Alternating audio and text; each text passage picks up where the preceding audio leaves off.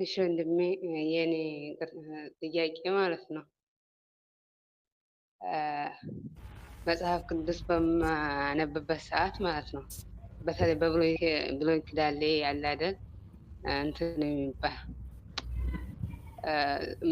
በመስዋዕት ዙሪያ እዛ ምዕራፍ ላይ ሲደርስ ማለት ነው እንትን እላለሁ ምዕራፉ ማለት ምን ላይ ነው? ሰብሰብ ምዕራፉ ምዕራፉ ምሳሌ አሁን መጽሐፍ ክፍሌ 13 14 ላይ እንደዚሁ 12 13 ላይ ያለ ብዙ ቦታ ብሉይ እኮ ኪዳን ላይ ታውቃለህ ምን መልእክት እንትን ላይ ያለ ርዕሱ ምንድን ነው? ርዕሱማ ስለ መስዋዕት ነው። መስዋዕት አቀረቡ፣ መስዋዕት እንደዚህ አይነት ስለ መስዋዕት ገብቶኛል። ግን የሚያነሳ መዝሙረ ዳዊት ነው? የቅዱስ ጳውሎስ መልእክት ነው? ወንጌል ነው? ምን ላይ ነው? ብሉይ ኪዳን መጽሐፍ ኩፍሌ የሚለው ላይ ብዙ ቦታ መጽሐፈ ኩፋሌ።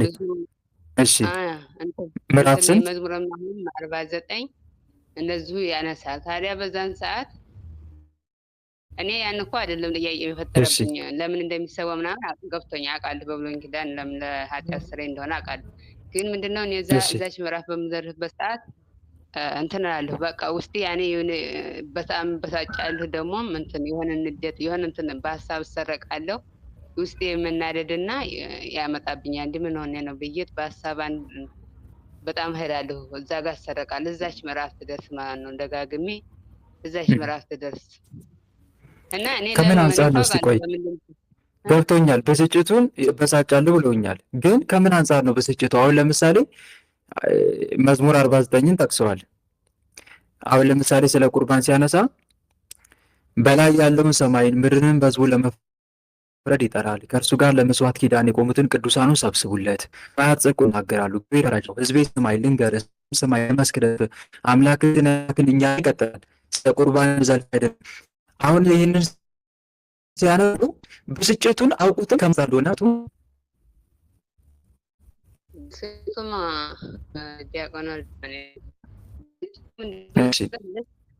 የደም ባት ሲነሳ ደም ብለው ነገር ሲነሳ ነው እኮ ያኔ ተውስጤ መበሳጭ ማለት ተኒ አይመስለኝም ከውስጤ ማለት ነው።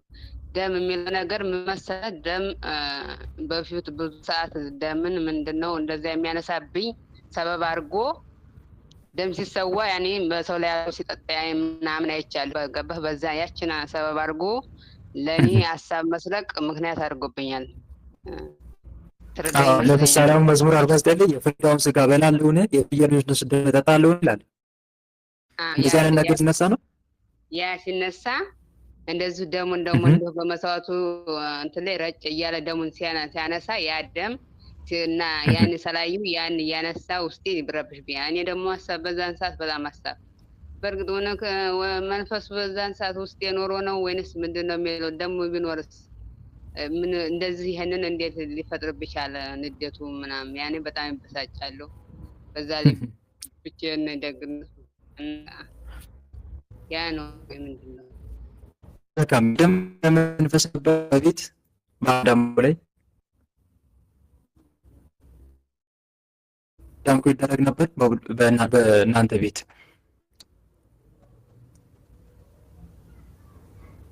ይቅርታል። ምን ነበር? በአዳም ልኮ ይደረግ ነበር በእናንተ ቤት? አዎ በግ ምናምንም እየታረደ የሆነ የእንስሳ ደም ማለት ነው ይደረግ ነበር ማለት ነው። የበግ ነው። በግ እንደዚህ እየታረደ በሰው ላይ ሲጠጣ ምናምን አይነበረ። ታዲያ ያ ነው። ስለዚህ ከዛ ጋር ይያዛል ወይ ካሉ ላሉኝ፣ አዎ ይያዛል። ለምሳሌ እንደዚህ አይነት ግብር የለመደ መንፈስ ከሆነ እንዲህ አይነት ግብር ደግሞ ይፈልጋል። በእርግጥ መጽሐፍ ቅዱስ ላይ የሚናገረው በብሉይ ኪዳን የእንስሳ ደም ይሰዋ ነበረ። በብሉይ ኪዳን ለእግዚአብሔር አምላክ።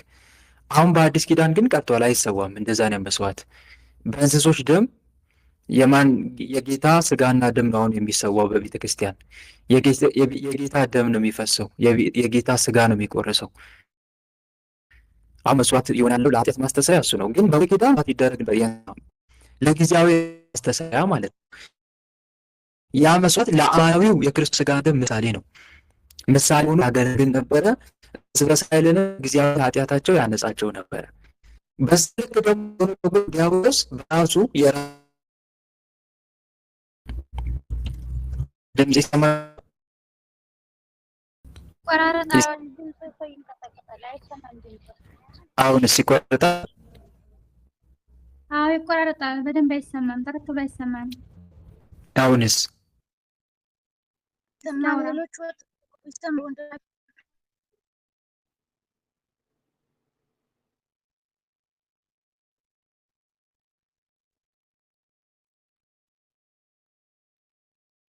በስላሴ ስም አሁንስ ይሰማል? አሁን ይሰማል። አሁን ደህና ነው። መልካም ቢቀጥል ቀጥሎ እንደሚሰማው በደንብ መልካም። እሺ እና በብሉይ ኪዳን መስዋዕት ይሰዋ ነበረ። ይህንን ሰምታችኋል? አሁን ቅድም ስናገር የነበረው መስዋዕት ይሰዋ ነበር በብሉይ ኪዳን፣ የእንስሳ መስዋዕት። ያ የእንስሳት መስዋዕት የሚሰዋው ምንድነው? ጊዜያዊ ኃጢአት ለማስተሰረይ ነው። ዘላለማዊ አይደለም፣ ግን ጊዜያዊ ነው። ግልጽ ነው አይደል? ግን ለአማናዊው የክርስቶስ ስጋና ደም ምሳሌ ሆኖ ያገለግል ነበረ፣ ምሳሌው ነበረ። አሁን ግን በአዲስ ኪዳን የጌታ ስጋና ደም ነው የሚሰዋው ማለት ነው በቤተ ክርስቲያን። የእንስሳ መስዋዕት መሰዋት ቀርቷል። ግን ድሮ በብሉይ ኪዳን የእንስሳ መስዋዕት ሲሰዋ ዲያብሎስም ደግሞ በራሱ መንገድ ወይም ደግሞ የራሱን የግብር ልጆቹን መስዋዕት ያሰዋ ነበረ። የምን ግብር? የእንስሳ ግብር፣ ደም ያስፈስስ ነበረ። ይህም ለምንድነው? ለመፎካከር ነው፣ ሌላ ነገር አይደለም። እሱም እንደ አምላክ መመለክ ስለሚፈልግ ነው።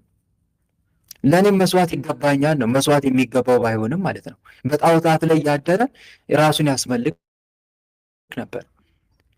አሁን ደግሞ በአዲስ ኪዳን ልክ ያንን ስርዓት አሁንም ለማስፈጸም ይታገላል፣ ለማስቀጠል ይታገላል። ድሮ እንደዛ ሲሰዋልክ ነበር፣ አሁንም እንዲሰዋል ይፈልጋለሁ ይላል ማለት ነው።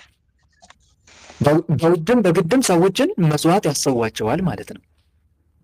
ያኔ የእንስሳ መስዋዕት የለመደ አጋንንት ማለት ነው። አሁንም ክርስቲያኖችን ደግሞ ይበልጥ ይህ አጋንንት መስዋዕት የሚፈልገው ከማን ነው ካላችሁኝ፣ ከክርስቲያን ነው የሚፈልገው። የእግዚአብሔር ልጆች የሆኑ ሰዎች ለሱ መስዋዕት ሰውለት ማለት ለሱ ትልቅ ድል ነው፣ ለሱ ትልቅ ድል ነው። ስለዚህ አሁን በአዲስ ኪዳን እንደዚህ አይነት መጽሐፍትን ስታነቢ እህቴ ወይም ስታነቢ እንደዚህ አይነት ነገሮችን አጋንንቱ ልክ እሱም መመለክ ይፈልጋል። ከዚህ አንጻር ነው እየተቃወመ ነው ማለት ነው። ባጭሩ ለእግዚአብሔር መስዋዕት ሲነሳ ይቃወማል ማለት ነው። ግልጽ አይደለ? እኔ ቀረብኝ ነው ባጭሩ። ለምን ቀረብኝ? እኔም ስለዚህ መቃወም ነው ከአንቺ የሚጠበቀው። ስለዚህ ዛር እንዳለ ምልክት ሆኖ ለአንቺ ልክ እንደ ማስታወቂያ ነው ማለት ነው። ዛር አለ ማለት ነው። ዛሩ የሚቃወም ዛሬም አምልኩኝ የሚል መንፈስ አንቺ ውስጥ እንዳለ ነው የምትረጂው ማለት ነው።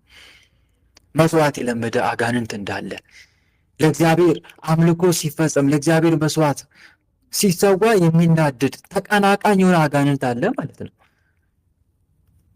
ስለዚህ ይሄ አጋንንትን አጥብቀሽ መቃወም ነው ከአንቺ የሚጠብቀው። ግልጽ ነው አይደለ?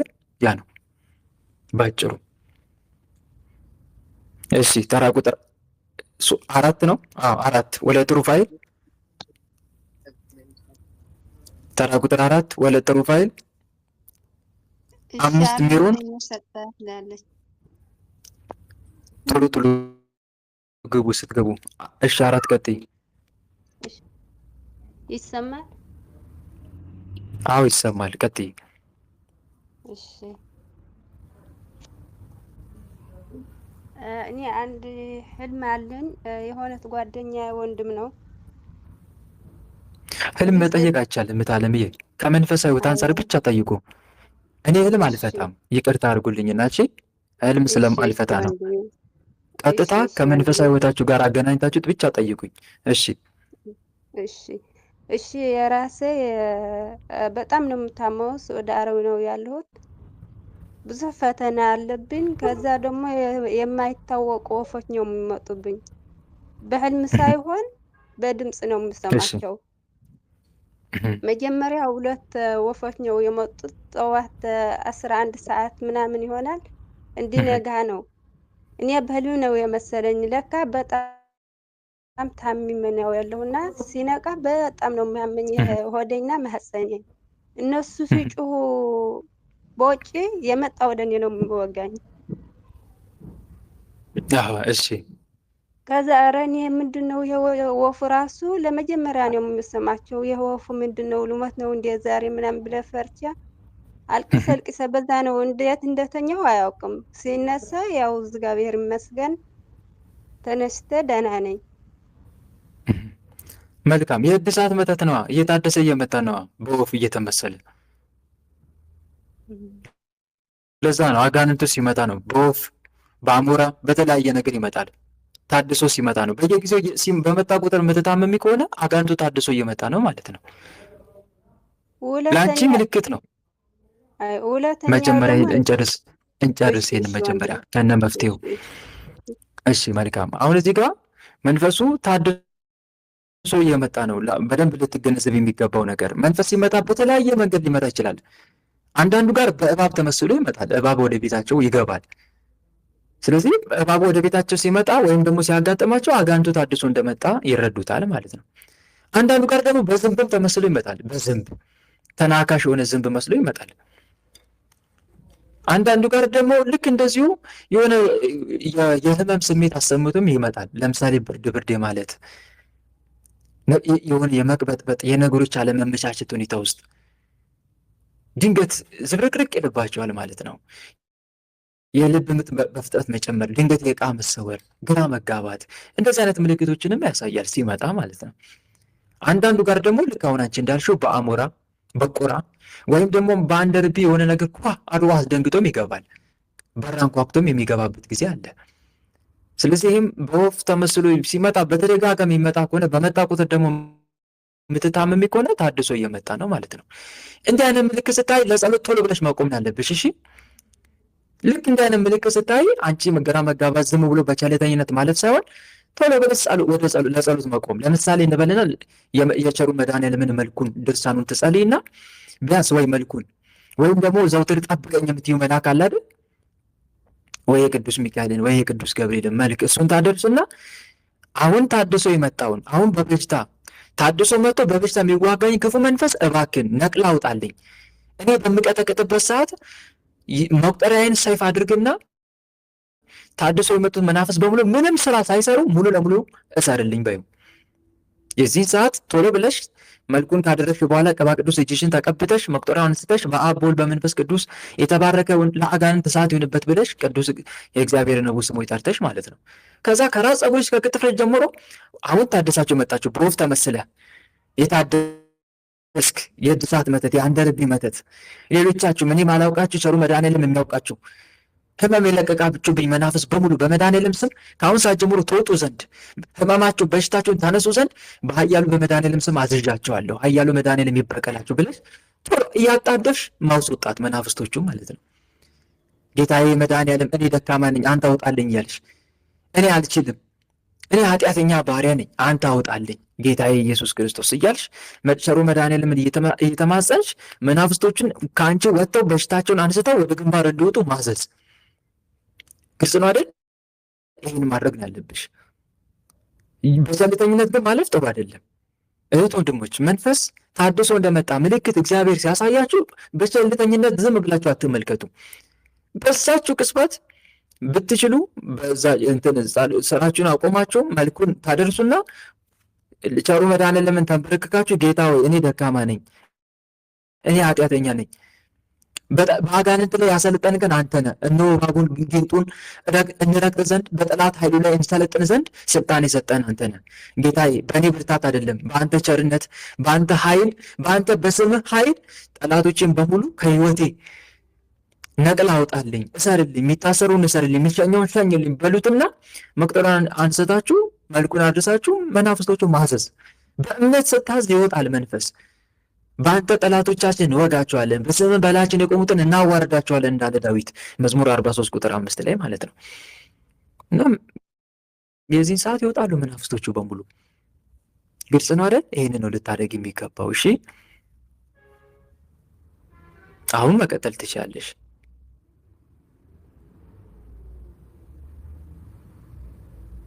እሺ ካልቀጠለች ተራ ቁጥር 5 ሜሮን አስካለ ማርያም ይሰማል? አቤት ይቅርታ አንድ ቁጥር ነኝ ስራ ስለነበር ነው። መልካም እሺ ቀጥይ። አለው ወንድሜ አለው በእናትህ አስገባኝ። አስካለ ማርያም ነኝ አለው። ቆይ መሲ ትጨርስና ትገቢያለሽ። ሜሮ እሺ ያስታፋኛል እና ያስርልኛል። ኤርፎን ንቀይ መሲ፣ የለኝም። ኤርፎን ንቀይ። አይተም እሺ ድምፅሽን ከፍ አድርጊ። እሺ በአፍን ለበፍንጫ ደም ያስተፋልኛል እና ያስርልኛል። እንዴ በአፍንጫዬ? አዎ ደም። እሺ በስመ አብ ወወልድ ወመንፈስ ቅዱስ አሐዱ አምላክ። በስመ አብ ወወልድ ወመንፈስ ቅዱስ አሐዱ አምላክ። በስመ አብ ወወልድ ወመንፈስ ቅዱስ አሐዱ አምላክ። በአብ ወወልድ በመንፈስ ቅዱስ ስም፣ በኃያሉ በመድኃኔዓለም ስም፣ በቅድስት ድንግል ማርያም ስም፣ በቅዱስ ሚካኤል፣ በቅዱስ ገብርኤል፣ በቅዱስ ሩፋኤል ስም ውስጥ ያደፈጣችሁ ማን ደም የምታስተፋት ደም የምታስተፋት ማን? ቅድስት ኪዳነ ምሕረት ታቃጥል። ሊቀ መላእክት ቅዱስ ገብርኤል በሳሴ ገረደ። ደም የምታስተፋት ማን? ተናገር፣ ቶሎ ተናገር። ሰላም ለከ ገብርኤል ሊቅ ነበልባለ እሳት ምውቅ ቅዱስኮ መስዋዕቱ ለመልከ ጼዴቅ ከመተባረከን በመስቀልከ ዘወርቅ ገብርኤል ማእከሌነ ተዋኔ በጽድቅ ሊቀ መላእክት ቅዱስ ገብርኤል አቃጥል። ክፈት ማይክን። ማይኩን ዘግቶ ቁጭ ይላል እንዴ? ማንም ደም የምታስተፋት የዛር መንፈስ። ሌላስ? ሌላስ የቀረ ማን አለ? ተናገር። በሊቀ መላእክት በቅዱስ ገብርኤል ስም ተናገር። ማይክን አትዝጋ አንተ። ማይኩን አትዝጋ፣ ክፈት። በቅዱስ ገብርኤል ስም። እሺ ሌላ ማን አለ? የዛር መንፈስ ሌላ? በቃ ሁላችን እንወጣለን። በቃ ስማችን አንጠራም። መተት ምን አልክ ተብለህ ተላክ? ምን አልክ ተብለህ ተላክ? ቶሎ ተናገር። ምን አልክ ተብለህ ተላክ? ሊቀ መላእክት ቅዱስ ገብርኤል አቃጥል። በቅዱስ ገብርኤል ስም ተናገር አንተ። ምን አልክ ተብለህ ተላክ? አሳብድ። በቃ አሳብድ። ሌላስ? እንዳትጸልይ እናሳመታለን። በቃ እንዳትሰግድ እንዳትጸልይ ማሳመም። ሌላስ? ሌላስ?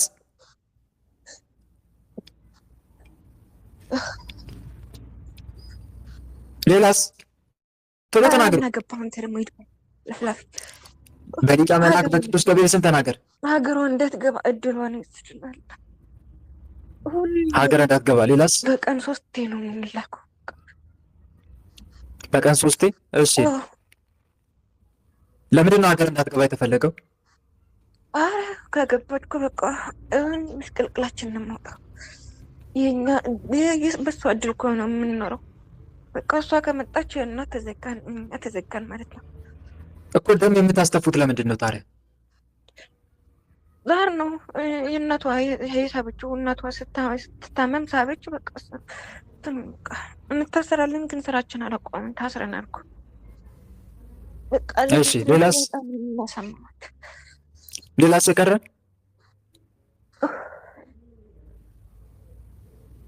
ሌላስ የቀረ? በሊቀ መላእክት በቅዱስ ገብርኤል ስም ተናገሩ። ሌላ ይቀራል? ቶሎ በል። ቡዳ አለን። ደብተራ ድማል። እሺ ቡዳ። ሌላስ? ደብተራ። እሺ ሌላስ? በቃ እንትርሞ በቃ ሰላም ለከ ገብርኤል ሊቅ ነበልባለ እሳት ምውቅ ቅዱስኮ መስዋዕቱ ለመልከ ጼዴቅ ከመተባርከን በመስቀልከ ዘወርቅ ገብርኤል ማእከሌነ ተዋኔ በጽድቅ ቅዱስ ገብርኤል በእሳት ሰይፍ ይረድ። ሌላስ የቀረ? ቶሎ በል። የቀረ ሌላ? የዝሙት መንፈስ መስተፋቀር። በቃ ሁላችን አለን የዝሙት መንፈስ መስተፋቀር። እሺ ሌላስ? የዝብርቅ መንፈስ አለን። የዝብርቅ መንፈስ። ሌላስ? ደራሙ አለ። በቃ እንዳትሰግድ ስትጸልይ እኮ በቃ አእምሮዋ ሌላ በቃ ዝም ብላ ትላለች። ምንም አታውቁም። በቃ ሌላስ? በቃ የሚያሰራ በቃ አልፈልግም። ሰራዊታችን ሰብስቡ በሀገር አስጠል በቅድስት ሥላሴ ስም ቶሎ አልቦም ሰብ ዘይቴክስነ ወሰርከ ወአልቦ መላእክት ወሰብ ናዛዝ የዙና ዘከማከ ወገን ተዛሰስኩ አይመሬ ገጽከ ኦ ገብርኤል ናዝዘኒ ዋጽማኒ ቃልከ እሴተ ጸሎት የዝንቱ ዛቅረብኩ ለከ ሳለነ ገብርኤል ሊቅ ዛብሰርካ ለማርያም ድንግል ቅዱስ ገብርኤል በሳሰፍ እያረዳ ያውጣችሁ። ውጡ ቶሎ በሽታችሁን አንሱ አንሱ በሽታችሁን አንስተናል። በቃ አንስተናል። በአብ በወልድ በመንፈስ ቅዱስ ስም እኛ ዛሬ እኮ ታስረናል፣ ግን ስራችንን አላቆምን። ስራችሁን አቁሙ። ከዛሬ ጀምሮ በአጋዕዝተ ዓለም በቅዱስ ሥላሴ ስም በሊቀ መላእክት በቅዱስ ገብርኤል ስም አቁሙ ሙሉ ለሙሉ ቶሎ።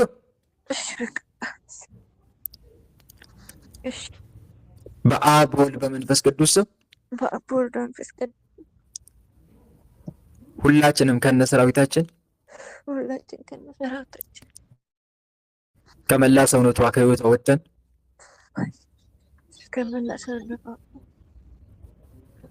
ከእንግዲህ ምንም አይነት ስራ ላንሰራ በምንም ነገር ላንፈታተን። አእምሯን ልቀቁ ልቀቁ አእምሯን ቶሎ አእምሯን ልቀን ከልቧ ውጡ። እሺ ወጥተናል። እድሏን ክፈቱ ክፈቱ እድሏን ቶሎ ከድሏ ውጡ። ከገንዘቧ ከበረከቷ ተነስ ተነሱ ሁላችሁ አሾክሻኬ እህላችን ወጥተናል። ቶሎ ጦላችሁ በአብ በወልድ በመንፈስ ቅዱስ ስም በወልድ በመንፈስ ቅዱስ ሁላችንም ከነ ሰራዊታችን ከመላ ሰውነቷ ከሕይወቷ ወጥተን ከመላ ሰውነቷ ወጥተን በሽታችን አንስተን ሙሉ ለሙሉ ስራችን አቁመን እስከምን ድረስ ምንም ስራ ላንሰራ በቃ ሸን በቃ እንሂድ። በቃ አንፈልግም። ተዘጋጁ ሁላችሁ ቶሎ። ከእንግዲህ ላንመለስ ላንታደስ ሁላችንም ሰራዊታችን ሙሉ ለሙሉ ሰብስበን ከስራዋ ከድሏ ከገንዘቧ ከበረከቷ ተነስተን በአጋዕዝተ ዓለም በቅድስት ሥላሴ ስም ላንመለስ ላንታደስ ለዘላለም ሲኦል ታስረናል።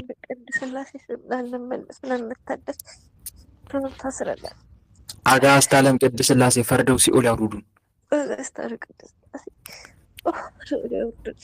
ሊቀ መላእክት ቅዱስ ገብርኤል በእሳት ሰይፍ እያረደ ሲኦል ያውርደን።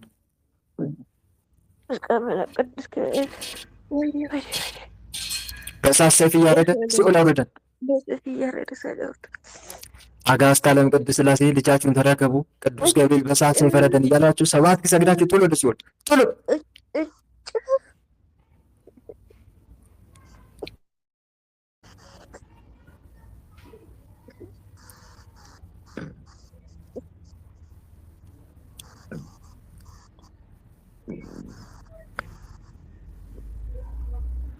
ሰላም ለአብ ዘእምቅድመ ዓለም ነጋሲ ለወልድ ሰላም ስጋ ማርያም ለባሴ ለመንፈስ ቅዱስ ሰላም ኃጢአት ዓለም ደምሳሴ ኃይሌ የሥላሴ ወፀወኔ የሥላሴ በስመ ሥላሴ ቀጠቅጥ ከይሲ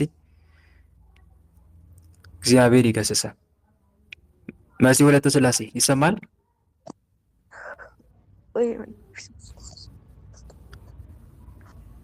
እስቲ ቆይ አንዴ የቀረ በአጋዕዝተ ዓለም በቅድስት ሥላሴ ስም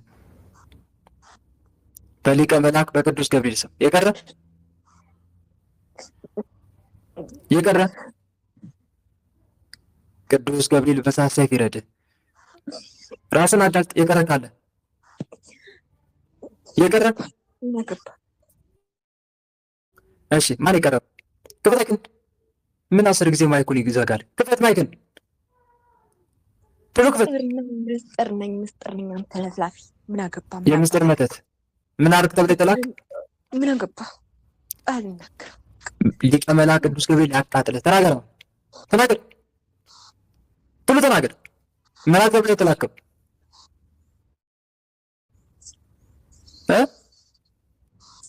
ምን አድርግ ተብለህ ተላከው?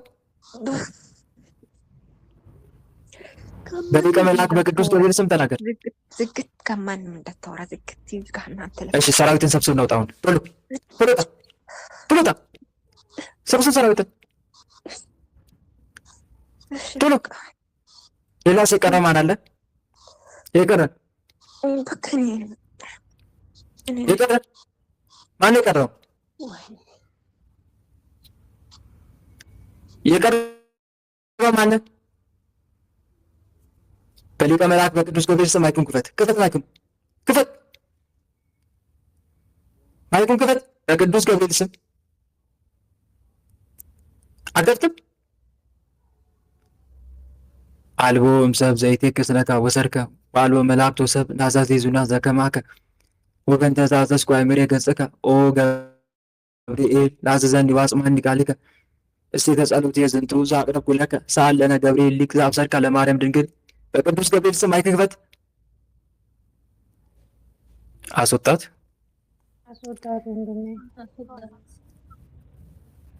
መልካም እሺ፣ ሜሮን ቀጥይ። ሜሮን ቀጥይ። አቤት አለ ወንድሜ። እሺ ይቅርታ፣ ባስ ላይ ነኝ ያለሁት እንዳይረብሽ ትንሽ እንትን ልበል። ሁለት ጥያቄ አለኝ። አንተ እንኳን አንድ ብቻ አልከኝ፣ ግን አሳጥሬ ሁለት ጥያቄ እንትን ልበል። በእናትህ ኤርፎን ልቀይ። ሳክተሽ ከሆነ ኤርፎን እሺ እሺ፣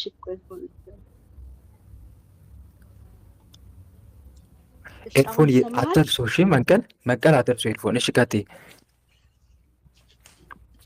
ይሰማል ወንድሜ አሁን? አዎ ይሰማል።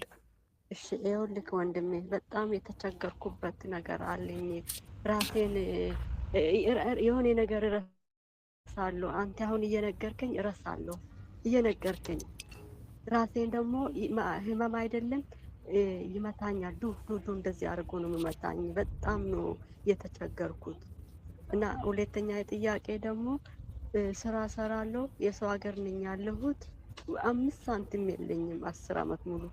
በቃ የእውነት ለቤተሰብ ገንዘብ የለኝም ብሎ ለመናገር እንኳን ይጨንቀኛል። እና በጣም ነው የተቸገርኩት። ምን ላድርግ? እቺ ናት ሁለት ራሴን ያመኛል አንደኛ፣ ሁለተኛ ገንዘብ የለኝም። እሺ አዎ ይሄ ነው በቃ። ቆይ እሺ ምን እያደረግሽ ነው አንቺ ከዚህ ችግር ለመላቀቅ? እስቲ እየተጠቀምሽ ያለው መፍትሄ ንገሪኝ። እኔ እንኳን ራሴን ሲያምን ጸበል አደርጋለሁ፣ እንደገና እጸልያለሁ፣ በመጽሐፍ ቅዱስ ራሴን እመታለሁ። ቆይ እንዳይረብሽ፣ ከባስ ላይ መውረድ አለብኝ እንዳይረብሽ። አይ እየረበሸኝ አይደለም፣ አሪፍ ነው። እሺ እሺ፣ ጥሩ መልካም። እኔ ጸልያለሁ፣ በቃ ምንም ማድረግ አልችልም። በስመ አብ እያልኩ ጸልያለሁ። በቃ ለእግዚአብሔር እንትን ይላለሁ። እና ገንዘብ ደግሞ ስለ ገንዘቤ ደግሞ ጸሎት አረጋለሁ፣ ቅባ ቅዱስ አረጋለሁ እጄ ላይ። ይሄ ነው በቃ። ስለሚሰማ የአንቴን ትምህርት ስለሚሰማ የአባቶችን ትምህርት ስለሚሰማ እንደዚህ አደርጋለሁ። ግን ቢሆንም በቃ የለኝም። ገንዘብ አመጣለሁ ሂጄ ከባንክ የሆነ ነገር አደርጋለሁ ብዬ ነገ ሳየው የለም ገንዘቡ። የሆነ ነገር ያንሰኛል። በቃ እንደ የት አለ ያመጣሁት ገንዘብ እንኳን ብዬ እስከማለት ደርሳለሁ። ይሄ ነው ጥያቄ። ሱባኤ ገብተሽ ታውቂያለሽ? ሱባኤ እንኳን አሁን ትንሽ ቆይቻለሁ። እውነት መናገር ትንሽ ቆየሁ። ወደ 1 ዓመት ሆኖኛል አሁን። አይ ገብተሽ ታውቂያለሽ ወይ ነው? እገባለሁ። ሱባኤ ስገባ ደግሞ አንድ ትንሽ ትልቅ ችግር አለብኝ። ሱባኤ እንኳን እየፈራው የተውኩት ምን መሰለክ፣ አንድ እህት አለች እኛ ቤት ውስጥ ያደገች፣ እናቴ ያሳደገቻት። አሁን እሷ ከ4 ዓመት በፊት ሞታለች። ልክ እኔ ሱባኤ ሲገባ የሆነ ነገር በህልሜ ሳየው፣ ጥሩ ነገር ሲመጣልኝ በህልሜ ሳየው እሷ መታ ታስጥላለች ያን ጥሩ ነገር። በዛ እያልኩ እየፈራው ተውኩት። ምን ይሻላል? አሁን ራሱ ይሄ ትልቅ ጥያቄ ነው የጠየቀኝ። ለእኔ ራሱ ታስቸግረኛለች። ታስጥላለች? አዎ የሆነ ነገር። ሱባኤውን ነው የምታስቋረጠሽ? አይደለም፣ በሱባኤ ገባለሁ እኔ። ከዛን ህልም አያለሁኝ እኔ። ጥሩ ህልም ነው በቃ። ወይኔ እግዚአብሔር ይሄ ልታደርግ ነው ብዬ በዛ ህልም ውስጥ እንደዚህ እያልኩ እሷ መታ ያንን ነገር እንዳይሆን ታፈርስብኛለች። ማን ነው የምታፈርስብሽ? እቺ የሞተች ልጅ፣ እኛ ቤት ያደገች እናቴ ያሳደገቻት ልጅ። እሺ፣ ስለዚህ አንቺ ስለምታፈርስ ሱባኤውን አትገቢም ማለት ነው? አሁን ተውኩት። ሁሌ ሱባኤ እሷ የመጣች ታፈርስብኛለች የሆነ ነገር እኮ። ታዲያ በራሱ እኮ ምላሽ ነው እህቴ፣ ምላሽ እኮ ነው የራሱ በራሱ። አዎ እኮ ግራ ገባኝ። ምን ላድርገው? ይሄ እኮ ትልቅ ጥያቄ ጠየቀኝ። እኔ የረሳሁትን እንኳን ጠየቀኝ እኮ። አንደኛ ማቋረጥ አገቢ አይደለም፣ ሱባኤውን መቀጠል ነው ያለብሽ። ሁለተኛ ደግሞ እሱ አይደለም የምታፈርሰው፣ ጠላት ነው። የአንቺ ያለሽን በህይወትሽ የሚመጣው መልካም ነገር እያፈረሰብሽ እንደሆነ እየነጠቀሽ እንደሆነ ነው የሚያሳየው። ከማ የመጣ ከዛች ከሞትቿ የመጣ መንፈስ አለ ማለት ነው። ስለዚህ እሱ ጣልቃ እየገባ እያፈረሰ ነው። ይሄ ደግሞ የሱባኤ ምላሽ ነው። አንድም እያሳየች ነው ፈጣሪ። ስለዚህ ተቃዋሚው እኮ ነው፣ ከእሷ የመጣው መንፈስ ተቃዋሚው ነው። እግዚአብሔር አምላክ መልእክት እየነገርሽ ነው። አንቺ ደግሞ ምንድነው ሱባኤ ስትገቢ ማድረግ ያለብሽ?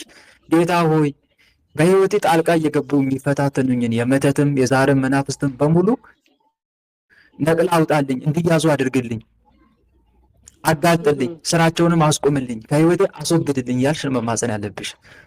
እሺ ግልጽ ነው አይደል? ያንን ማድረግ አለብሽ። ሁለተኛ ደግሞ ራስ ምታት አለብኝ፣ ራሴን ያመኛል። የአእምሮ መተት ሊሆን ይችላል። አንድ የአእምሮ የሰላቢ መተት ሊሆን ይችላል። የእውቀት መንፈስ ሊሆን ይችላል።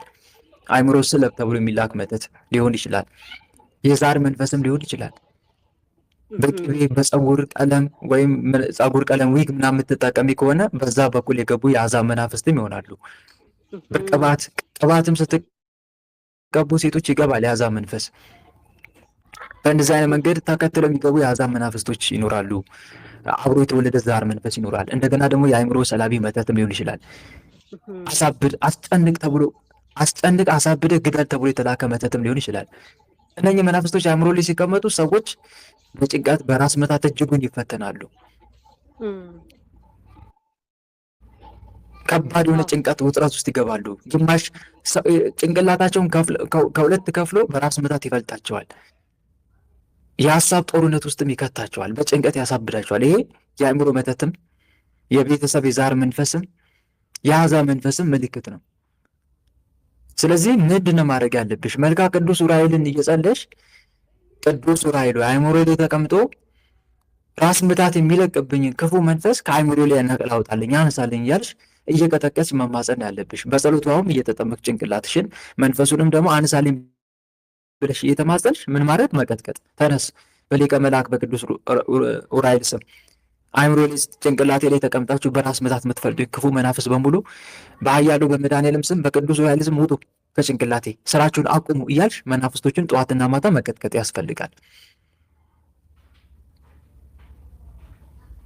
ግልጽ ነው ሜሮን?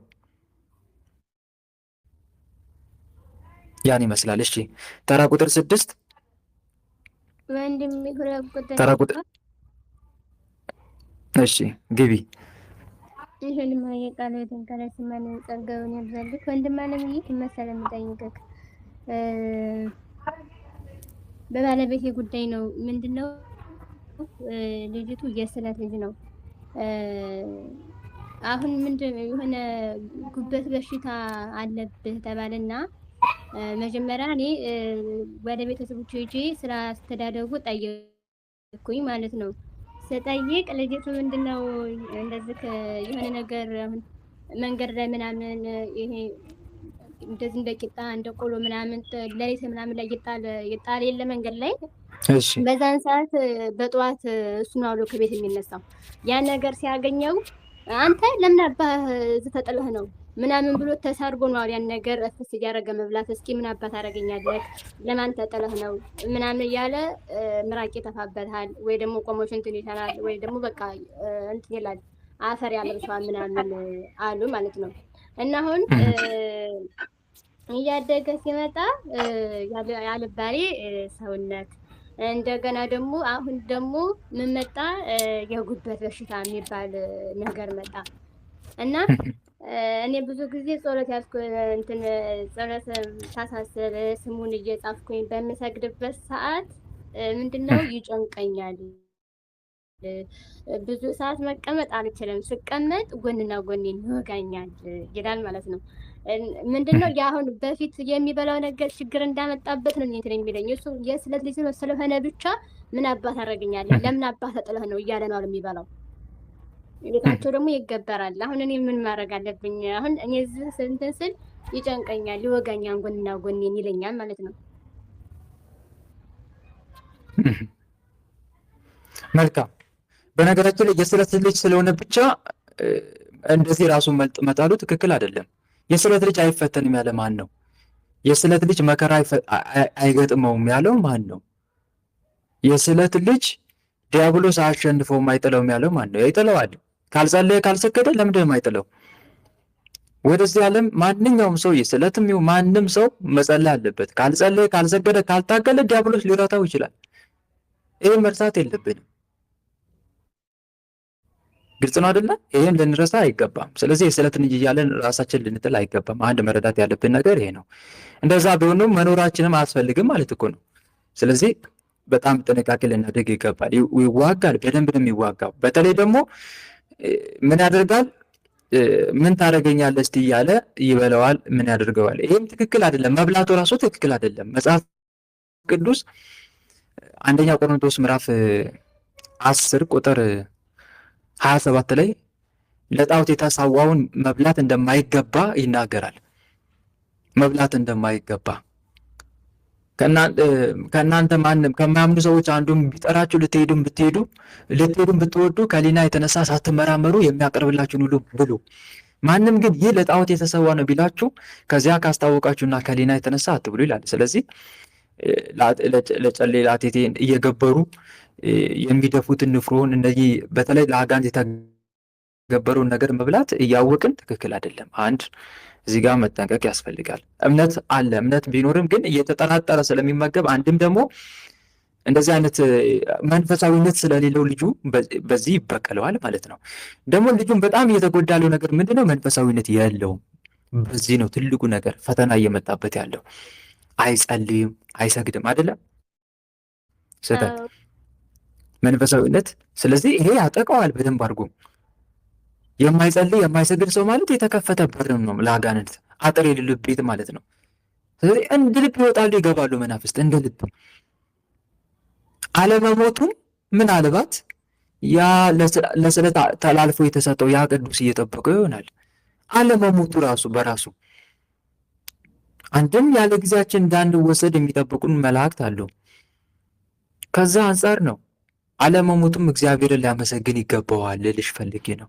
ምክንያቱም አይጸልይማ አይሰግድማ መንፈሳዊነት የለውም። ወደ ፈተና እንዳትገቡ የሚል ቃል ደግሞ አለ። ምን ላይ? ማቴዎስ ወንጌል ምዕራፍ 26 ቁጥር 41 ወደ ፈተና እንዳትገቡ ምን በሉ? ትጉና ጸልዩ። ስለዚህ ተግቶ ማይጸልይ ሰው ወደ ፈተና ይገባል። ምን ማለት ነው ወደ ፈተና መግባት? መታመም አለ፣ መራቆት፣ መደህየት አለ፣ ከሰው ጋር መጣላት አለ፣ መስማማት፣ ሰላም፣ ጭንቀት የተሞላበት ህይወት መግፋት አለ። ይሄ ሁሉ አለ። ስለዚህ እሱን አሁን እየተጎዳ ያለው በእርግጥ የቤተሰብ ዛርም አለ፣ ሌሎችም ሊኖሩ ይችላል። ዛር ደግሞ መተትም ይስባል። ዛር ብቻ ሳይሆን አንቺ ጥሩ ገምተሻል፣ እውነት ነው፣ ዛርም አለ። እንዲሁም ደግሞ ለአጋንንት የተሰዋውን እየበላ ደግሞ መንገድ ላይ እያነሳ የሚበላ ከሆነ የስሉስ ዝውውርም ይኖራል። የስሉስ ዝውውር ማለት ሰዎች ያለባቸውን ችግርና በሽታ ከራሳቸው ላይ ለማላቀቅ የደንቃራ መተት ማለት ነው። እነሱ ላይ ያለውን ችግር ወደ ሌላ ሰው ለማስተላለፍ ሲፈልጉ የሆነ ነገር ላይ መተቱና መንገድ ይጥላሉ። ያ ሰውን ታዲያ ሰዎች ሲረግጡት ወይም ደግሞ ሲነኩት ወይም ደግሞ ሲመገቡት የሚበላ ከሆነ በዛ አማካኝነት ይገባና የነዛን ችግር እዚህ ሰው ጋር ያመጣል ማለት ነው። ይሄ ሰው ምን ማየው ከሆነ ማይሰግድ ማይጸልይ ከሆነ ቅዱስ ቁርባን ማይቀበል ከሆነ ይዋጉታል፣ ይፈታተኑታል። አንድ መረዳት ያለብን ነገር ይሄ ነው። ሁለተኛ ደግሞ ጤናማ የሆነ አይደለም። እስቲ ንካኝ። እንደዚያ ነገር ጤናማ ይመስላል አይደል? ጤናማ ይመስላል ግን ጤናማ አይደለም። አውቆ አጋንንቱ እንዲዳፈር ያደርግና ነካብኝ የኔን ይልና እንደገና ደግሞ ይበቀለዋል ማለት ነው። ተረዳሽኝ አይደል? የኔን ነካ ይልና መንፈሳዊ ሕይወት አለመኖሩን ተጠቅሞ ደግሞ ይበቀለዋል ማለት ነው። አንዱ ችግሩ ይሄ ነው። ስለዚህ እየተጎዳ ያለው አሁንም ንገሪው። እኔ ታመምኩኝ፣ ኩላሊትን ይወጋኛል ስለማጸልይ እኮ ነው። በይው ሁሌ ሰበብ ባወራልሽ ቁጥር እንዴ ስለማሰግድ ነው። ክፍት ሆነለት የለን ለአጋንንት። አንተ መቼ ትጸልይና መቼ ትሰግድና? በቤተሰብ በኩል የመጣ ዛር አለ። ያኔ እስቲ ንኩኝ ስትላቸው የነበሩ ዝም ብሎ የሚቀመጡ ይመስላል? ማይበቀሉ ይመስላል? የአንተን አለመጸለይ አለመስገድ ተጠቅመው እያልሽ ንገሪው። ወደ ፈተና እንዳትገቡ ትጉና ጸልዩ የሚለውን ቃል እያስታወሽው ማለት ነው።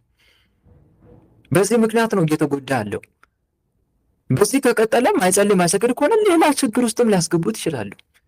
ለቤተሰቡ መዘዝ ይሆናል ማለት ጣጣ ያመጣል። ጣጣ ያመጣል ስላችሁ ይጎዳና የሆነ በቃ ከባድ የሆነ በሽታ ውስጥ ሊወድቅና በቃ እሱን ለማሳከም ደግሞ ወላጅ የሚያወጣው ገንዘብ፣ ቤተሰብ የሚራበው ጭንቀት፣ እንደገና ልመና፣ ወገን ለወገን ነው ደራሹ የሚል ልመና ይጀምራል ማለት ነው። ዘመቻ ያላችሁን 5ም 10ም እንደዚህ ደረጃ ውስጥ ከመድረሱ በፊት ለምን አይጸልይም ነው? ለምን አይሰግድም? እያሳዩት አይደለ እንዴ? እየተበቀሉት እስቲ ንካኝ እያለው ይኸው እየነካው አይደለ እንዴ? በያዕቆብ ላይ አስማት የለም በእስራኤል ላይ ሟርት የለም የሚለው ቃል እኮ የሚሰራው ለሚጸልዩ እንጂ ለማይጸልዩ አይደለም። አንዳንድ የዋሃን አይጸልዩም አይሰግዱም እኮ መንፈሳዊነት የላቸውም፣ ቅዱስ ቁርባን የለም እኮ። ግን ይችን ጥቅስ ይጠቅሱላቸዋል። በያዕቆብ ላይ አስማት የለም በእስራኤል ላይ ሟርት አይሰራም ይላሉ። ኦሪት ዘጸአት ነው ያለው ይሄ ቃል በነገራችን ላይ ኦሪት ዘጸአት ምዕራፍ 23 ቁጥር 23 እችን ጥቅስ ይጠቅሳሉ። ግን ይሄ ቃል የሚሰራው ለሚጸልይ ነው፣ በመንፈሳዊ ሕይወት ውስጥ ላሉ ሰዎች እንጂ ለማይሰሩ እንዴት ይሰራል? ይሄን ለማ እግዚአብሔር እኮ እንዲህ ነው ያለው፣ በእኔ ብትኖሩ ቃሎቼን በእናንተ ቢኖሩ የምትወዱትን ለምኑ ይሆንላችሁ። ማን ያለው? በእኔ ብትኖሩ ማለት እንደ ቃሌ ብትኖሩ፣ ትእዛዜን ብትጠብቁ፣ እየጾማችሁ እየሰገዳችሁ ስጋው ደሙን እየተቀበላችሁ ደስ የሚያሰኘኝን ስራ እየሰራችሁ ብትኖሩ እኮ ነው ያለው እንጂ ሳትኖሩ ዝም ብላችሁ ብቻ ቃሉን ስሜን እየጠራችሁ በከንቱ እየጠራችሁ ብትኖሩ ይደረግላችኋል ማለት አይደለም። ስለዚህ እንዲህ እያደረግሽ እያብራራሽ ንገሪው። ግልጽ ነው። ይህን ይመስላል ስታይ ግልጽ ነው።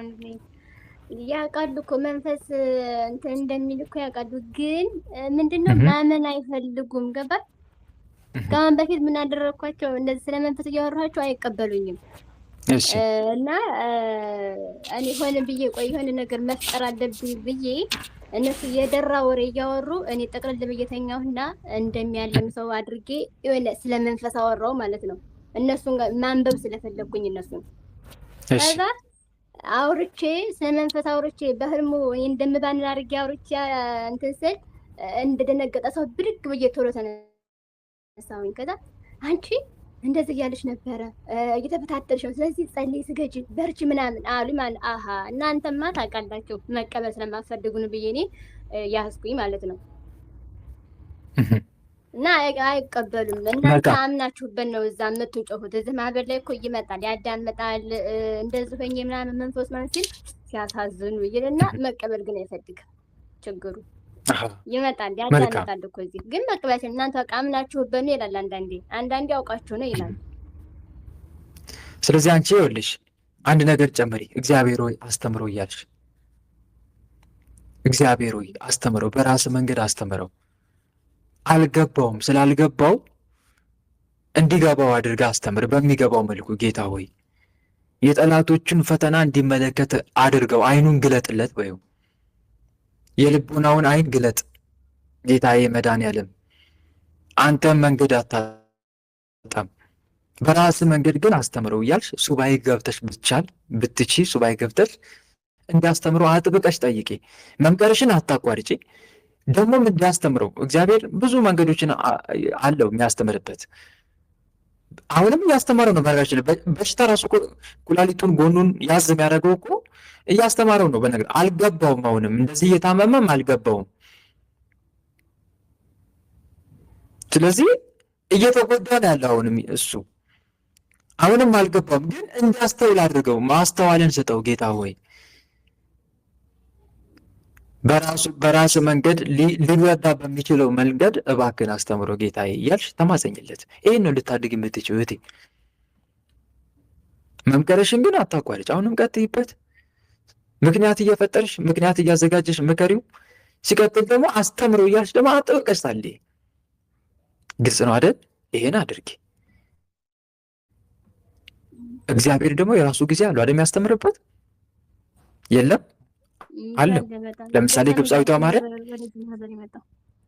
ይኸውልሽ፣ ግብፃዊቷ ማርያም እናት አባቷን ብዙ ለምነዋታል አይደል? ከዛ ችግር እንድትወጣ መከሯት። ግን ተመለሰች። እናት አባቷ ካረፉ በኋላ አይደለም እየተመለሰችው። ስለዚህ የራሱ ጊዜ ነበረው ማለት ነው እግዚአብሔር አምላክ። እነኛ ሰዎች ሁሉ የሚመክሯት ሁሉ የሚቻላቸውን አድርገዋል እኮ ጸልየውላታል፣ ግን አልተመለሰችም። እንደውም ስብከት አይመቸኝም ብላ ዞር አላለችም። ከዛ እንደገና አንድ ቀን ኢየሩሳሌም የጌታ መስቀል ጋር ልትገባ ስትል እግዚአብሔር አሁን ተመልከቱ እዚህ ጋር ስራውን ሰራ። ጊዜ ነው አላት ማለት ነው። ወደ ቤቱ የምትመለስበት የራሱ የሆነ ጊዜ አዘጋጅቶላት ነበረ ማለት ነው። ስለዚህ ወደ መስቀሉ ልትጠጋ ስትል እንዴት ትጠጋ? መለኮታዊ ኃይል ወደ ኋላ ይገፋታል። እስከዛ ድረስ የነበራትን ያሳለፈችውን ከንቱ ጊዜ አሰበች። ሁለተኛ አልመለስም መብርሃን እናቴ፣ ከዚህ ቦታ ከዚህ ነገር አላቅቂኝና መስቀሉ ጋር እንድደርስ አድርግኝና ሁለተኛ አልመለስም አለች። ቃል ገባች። ቃል ስትገባ ለቀቀቻት መብርሃን፣ ዋስ ሆነቻት። ሄዳ መስቀሉን ተሳለመች። አሁን ምን እንዳድርግ ነገርኝ አለቻት። ወደ ዮርዳኖስ በረሃ እድሜ ልክሽን እየተጸጸትሽ ኑሪ አለቻት። ንስሐ ግቢ ገብተሽ ዮርዳኖስ በረሃ የቀሪ ህይወትሽን አሳልፊ አለቻት። አያቸው አይደለ? የራሱ የሆነ ጊዜ አለው ልልሽ ፈልጌ ነው። ከኛ የሚጠበቀው ምንድን ነው? በምንችለው መልኩ መምከር፣ እንደገና ደግሞ አስተምሩ እያለን መማፀን። በቃ ይህ ነው ልታደርግ የሚገባው። እሺ ያንን አድርጌ። መልካም አሜን አሜን። እቴ ተራ ቁጥር 6 ለእኔ ሰታኛለች ወንድም፣ ለእኔ ሰታኛለች። ማናት? 6 አንድ ቁጥር እኮ ለእኔ ሰታኝ ነበረ ወንድማችን። አልገባሽም ማለቴ። ቅድም ጠርቼ ነበረ፣ ግን እንደገና ወደ ኋላ እየተመለስኩኝ ነው በእናንተ ምክንያት። ስለዚህ ቅድም ስትጠሩ ቶሎ ለመግባት ሞክሩ፣ ወደ ኋላ እንዳልመለስ። ከመጣሽ ግቢ። ተራ ቁጥር 1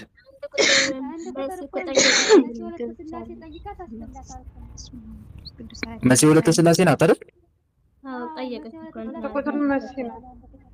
ታዲያ ለምን አንድ ቁጥር አላችሁኝ? ያለ ተራችሁ ነው የገባችሁት ማለት ነው?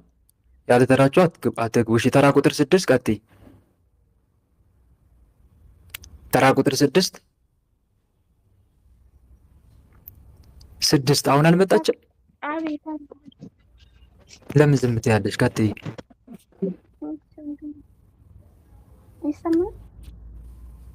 ይሰማል፣ ግን ማንሽ? እኔ እየፈለጉ ነው ገና 6ን። ማናት? ንገሩኝ። ትዕግስት ነው። ሁለት ሰው ተጠራ። አሪሚኖች ንገሩኝ እስቲ ማን ነው ተራ ቁጥር 6? ሰታይ ነው። የትዕግስት ናት።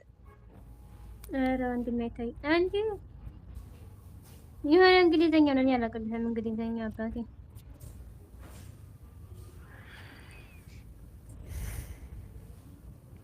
እኔ ወለተ ሀና ነኝ። ትዕግስት ሰታይ ነው ግን። እሺ አዎ ትዕግስት ነው። ትዕግስት የጋሺ። እሺ ቀጥይ።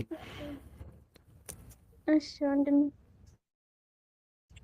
የኔ ጥያቄ የዛሬ ዓመት አካባቢ የሆነ ስራ ቦታ ሆኜ ፀጉሬን ከግራ በኩል ተቆርጦ አገኘሁት ማለት ነው። እና አይ በራሱ ጊዜ ይሆናል ምናምን ብዬ ዝም ብዬ አለፍኩት። ከዛ ደግሞ አሁንም ደግሞ ልክ አዲስ ስራ ቀይሬ ሌላ ቦታ እየሰራሁ ያለ በገባው በ5 ቀን ይሁን 6 ቀን አካባቢ እዛው ቦታ ላይ አሁንም ተቆርጦ አገኘሁት ማለት ነው። የአሁነኛው ግን ሳገኘው ጠዋት ላይ ነው ተኝቼ እንደዚህ ፀጉርሽን እኮ ቆረጡት የሚል ዝም ብሎ እንደ ህልም ነገር ነው። እንደዛ ብሎ ብድግ ስል ማንም የለም። ከዛ ወደዛው ነው ሄጄ ሳየው ፀጉሬ ተቆርጧል፣ ከግራ በኩል አጥሯል፣ እዛው ቦታ ላይ ነው። ከዛ በኋላ በቃ የሆነ አይምሮዬ ድንዝዝ ነገር ነው ያለኝ። ምንም ተምሬም ምንም ነገር አይገባኝም ጭራሽ። ከዛ በጣም ነው የሚጨነቀው፣ በጣምም ነው ደግሞ በነገሮች የምናደደው እና ይሄ ከምንድን ነው? የአእምሮ ሰላቢ መተት ነው እህቴ። ምን ጥያቄ አለው? የአእምሮ ሰላቢ መተት ነው። በፀጉር ይደገማል ስላችሁ ነበር ቅድም። ፀጉራችን ተቆርጦ በተለይ ሴቶች እህቶች ፀጉር ቤት ስትሰሩም ሊሆን ይችላል፣ በተኛችሁበት ቦታም ሊሆን ይችላል። ፀጉራችሁ ተቆርጦ ካገኛችሁ የአእምሮ መተት ይመተታል፣ በፀጉራችሁ ማለት ነው። መንፈሱ እንደገባ የሚያሳይ ምልክት ነው። ቅድም ትምህርት አልገባለኝ አይሙሬ በቃ ተዘጋ ያልሽው መንፈሱ የመግባቱ ስራ የመጀመሩ ምልክት ነው ባጭሩ። የአእምሮ መተት በፀጉር ይገባል፣ በቅባትም ይገባል። ለምሳሌ ሰዎች በስጦታ መልክ ቅባት ሊሰጡን ይችላሉ። እኛ ያንን ቅባት ልንቀባ እንችላለን። በዛም በኩል ይገባል። አርቲፊሻል ፀጉርም ሊሰጡን ይችላሉ፣ በዛም ይገባል። በስጦታ መልክ ማለት ነው። ፀጉራችን ተቆርጦ የምናገኝ ይሄ ነው የአእምሮ የሰላቢ መተት። አእምሮችን ይሰልባል ማለት። ከዛ በኋላ መፍዘዝ መደንዘዝ እንጀምራለን። ጭንቀታም እንሆናለን። በትንሽ በትልቁም ነገር መነጫነጭ፣ ስለ መንፈሳዊ ነገር ያስጠላናል። በቃ መጽሐፍ ቅዱስ ማንበብ፣ መንፈሳዊ ነገሮችን በተለይ መከታተል በቃ ያስጠላናል፣ አይገልጸውም። ሰዎች ገና ስለ መንፈሳዊ ማውራት ሲጀምሩ እጭ ጀመሩ። ደግሞ ይሄ አሁን ደግሞ ሊዘበዝቡን ነው። እንግዲህ እንደዛ አይነት ነገር ነው የምንሰማው ማለት ነው፣ የምናስበው። በቃ ለእኛ መንፈሳዊነት አለርጅካችን ነው። ቆይ አትግቢ፣ እያብራራው እያለ አትግቢ። መንፈሳዊነት ለእኛ አላርጅክ ነው። በቃ ለእኛ የሚመቸን በቃ ዋዛ ፈዛዛ ነገር ነው። በቃ ጨዋታ፣ ፌሽታ፣ በቃ ይስሐቅ ስላቅ ብቻ ነው የሚመቸን። ቀልድ ነገር ነው በቃ የሚመቸን። ቁም ነገር የሆነ ነገር መስማት ለቁም ነገር ያፈዘናል፣ ለተራ ነገር ደግሞ ያነቃናል። ሌላው ደግሞ የእግዚአብሔርን ፍቅር እንዳንረዳ አድርገናል። የእግዚአብሔርን ፍቅር ያዛባዋል። እምነት፣ ተስፋ፣ ፍቅር እንዳይኖረን እንደውም አንዳንድ ስለ ሃይማኖት ሲወራ ቀልድ ነው ይመስላል። መንግስተ ሰማይ ገነት አለ ሲባል ምን ያፌዛሉ እንዴ? እናንተ ኑሩ። እንደውም በመንፈሳዊነት በሚያራምዱ ሰዎች ላይ የማፌዝ ስራ እንሰራለን። ለምሳሌ ለሚሰሩ ቆይኔ መቁጠሪያውን ቆሙን ይችላለሁ ያዝልቃችሁ እንደዚህ እያሉ ያፌዛሉ ማለት ነው። አይምሮ ሲቆጣጠር እንዲህ ነው። የቅዱሳን አባቶች ታሪክ ሲወራ ውሸት ተረት ነው ይመስለን። ተረት ይመስላል። ምንም አይዋጥልንም ማለት ነው። ምክንያቱም መንፈሱ አይምሮን ተቆጣጥሯላ። ለዘላለማዊ ሕይወት ቸልተኛ ግድ የለሽ ነው የሚያደርገው። ዛሬ አሁን በጣም ብዙ ወጣቶች ለዘላለማዊ ሕይወታቸው ግድ የለሽ ቸልተኛ የሚሆኑት ለምን ይመስላቸዋል? በቃ ዘፈን ነው የሚመቻቸው፣ መጨፈር፣ መደነስ እንዲህ አድርጎ ያስቀምጣቸዋል ማለት ነው። አይምሯቸውን አጥፍቶታል። መንፈስ ደግሞ ከሁሉም አይምሮ መቆጣጠር ይመቸዋል። አይምሮና ልብ መያዝ ይመቸዋል። ከሁሉም የሰውነታችን ክፍል አይምሮና ልብ የእግዚአብሔርን ፍቅር እንዳንረዳ የማስተዋል የመመራመር ብቃታችንን ይቀንሰዋል ማለት ነው። መንፈስ አይምሮን ሲይዝ እንደዛ ነው። ሌላው ደግሞ ራስ ምታት አይታጣም። ብዙን ጊዜ የአይምሮ መተት ካለ ራስ ምታት አይታጣም። በጸሎት ሰዓት በክፉ ሀሳብ በራስ ምታት መፈታትን ኮመን ነው። ሁሉንም የሚፈታትን ማለት ነው። በክፉ ሀሳብና በራስ ምታት ንቃተ ህሊናችንን ይነጥቀዋል። ፈዛዛ ዘገምተኛ ነው የሚያደርገው ማለት ነው። ሌላው ደግሞ የጀመርነው እንዳንፈጽም የሆነ ነገር ስናስብ በቃ ዝብርቅርቅ የማለት ሁኔታ ይታያል ማለት ነው። ይሄ የአእምሮ መተት ነው እና አሁን የምነግርህ ነገር የአእምሮ መተት እንደምትመተት በፀጉር ተከትሎ ማለት ነው። እሱ ነው። ግልጽ ነው አይደል? ስለዚህ ምን ማድረግ ያስፈልጋል? ሁሌ መጸለይ። ስትጸልይ ደግሞ ጌታ ሆይ በፀጉር በኩል የገባውን የአእምሮ መተት፣ የአእምሮ የሰላቢ መተት ወይም የአእምሮ ብቻ ሳይሆን የእድል መተትም ሊሆን ይችላል። በነገራችን ላይ ወንድሞች የእድል መተት ስላችሁ ያላትን ነገር ውሰድ ነው። ሁለመናዋን ውሰድ፣ ማንነቷን ነጥቀ ወደ እኔ አምጣ። ገንዘብም ሊሆን ይችላል፣ በሰው ዘንድ መወደድም ሊሆን ይችላል፣ መልክም ሊሆን ይችላል። ያላትን አምጣ ወደ እኔ ስለብ ነው በቃ።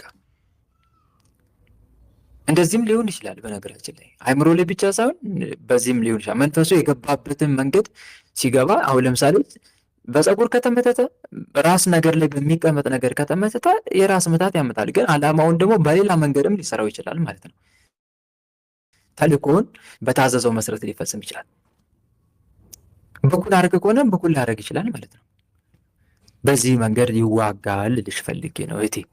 ስለዚህ ምን ማድረግ ያስፈልጋል? መጸለይ። መንፈሳዊነት ከሌለች መንፈሳዊነት ጀምሪ። ንስሐ ገብተሽ ሱባኤ ግቢና መናፍስቶችን እንዲይዝልሽ አምላክሽን ጠይቂው። ከዛም ቋሚ የሆነ ጾም፣ ጸሎት፣ ስግደት ጀምሪ። ዕለት ዕለት ጠዋትና ማታ መናፍስቱን እየቀጠቀጥ ውጣ በመድኃኔዓለም ስም። የአእምሮ መተት በፀጉር ተደግመ የገባ በመድኃኔዓለም ስም ውጡ ከአእምሮ ለቃችሁ ውጡ በመድኃኔዓለም ስም ታዛችኋል እያልሽ የመድኃኔዓለምን መልክ እያደረሽ ጌታ የመድኃኔዓለም መናፍስቶችን በሙሉ ለአንተ አሳልፌ ሰጥቻለሁ፣ አንተ ተበቀልልኝ አምላኬ እያልሽ አሳልፈሽ ሰጥተሽ ተዋጊያቸው። መናፍስቶቹን ይይዝልሻል። ግልጽ ነው። ቅዱስ ቁርባን የምትቀበል ከሆነ ደግሞ ቅዱስ ቁርባን የመቀበል እድሉ ካለሽ ቅዱስ ቁርባን ስትቀበይ ጌታ ሆይ አይምሮዬን ትከፍትልኝ ዘንድ በጸጉር በኩል የገቡ መናፍስቶችን በሙሉ ትይዝልኝ ከህይወቴ ነቅለት አወጣልኝ ዘንድ ለአንተ አሳልፌ በመስጠት ዛሬ ቅዱስ ቁርባንን እቀበላለሁ እያልሽ ተቀበይ።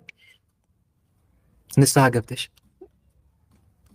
ከኃጢአት ዓለም ተመልሰሽ ይሄን አድርጊ እና ደግሞ በጸሎቷ ተጠመቂ። የመልካ ቅዱስ ዑራኤልን እየጸለሽ ግልጽ ነው። ያን አድርጊ እህቴ። መልካም እግዚአብሔር ይስጥልኝ። ቃል ሕይወት ያሰማል። አሜን አሜን እህቴ። እሺ ተራ ቁጥር 7 ኢዮብ ተክለ ጻድቅ ሰጦኛል እኔ። እሺ ቀጥይ።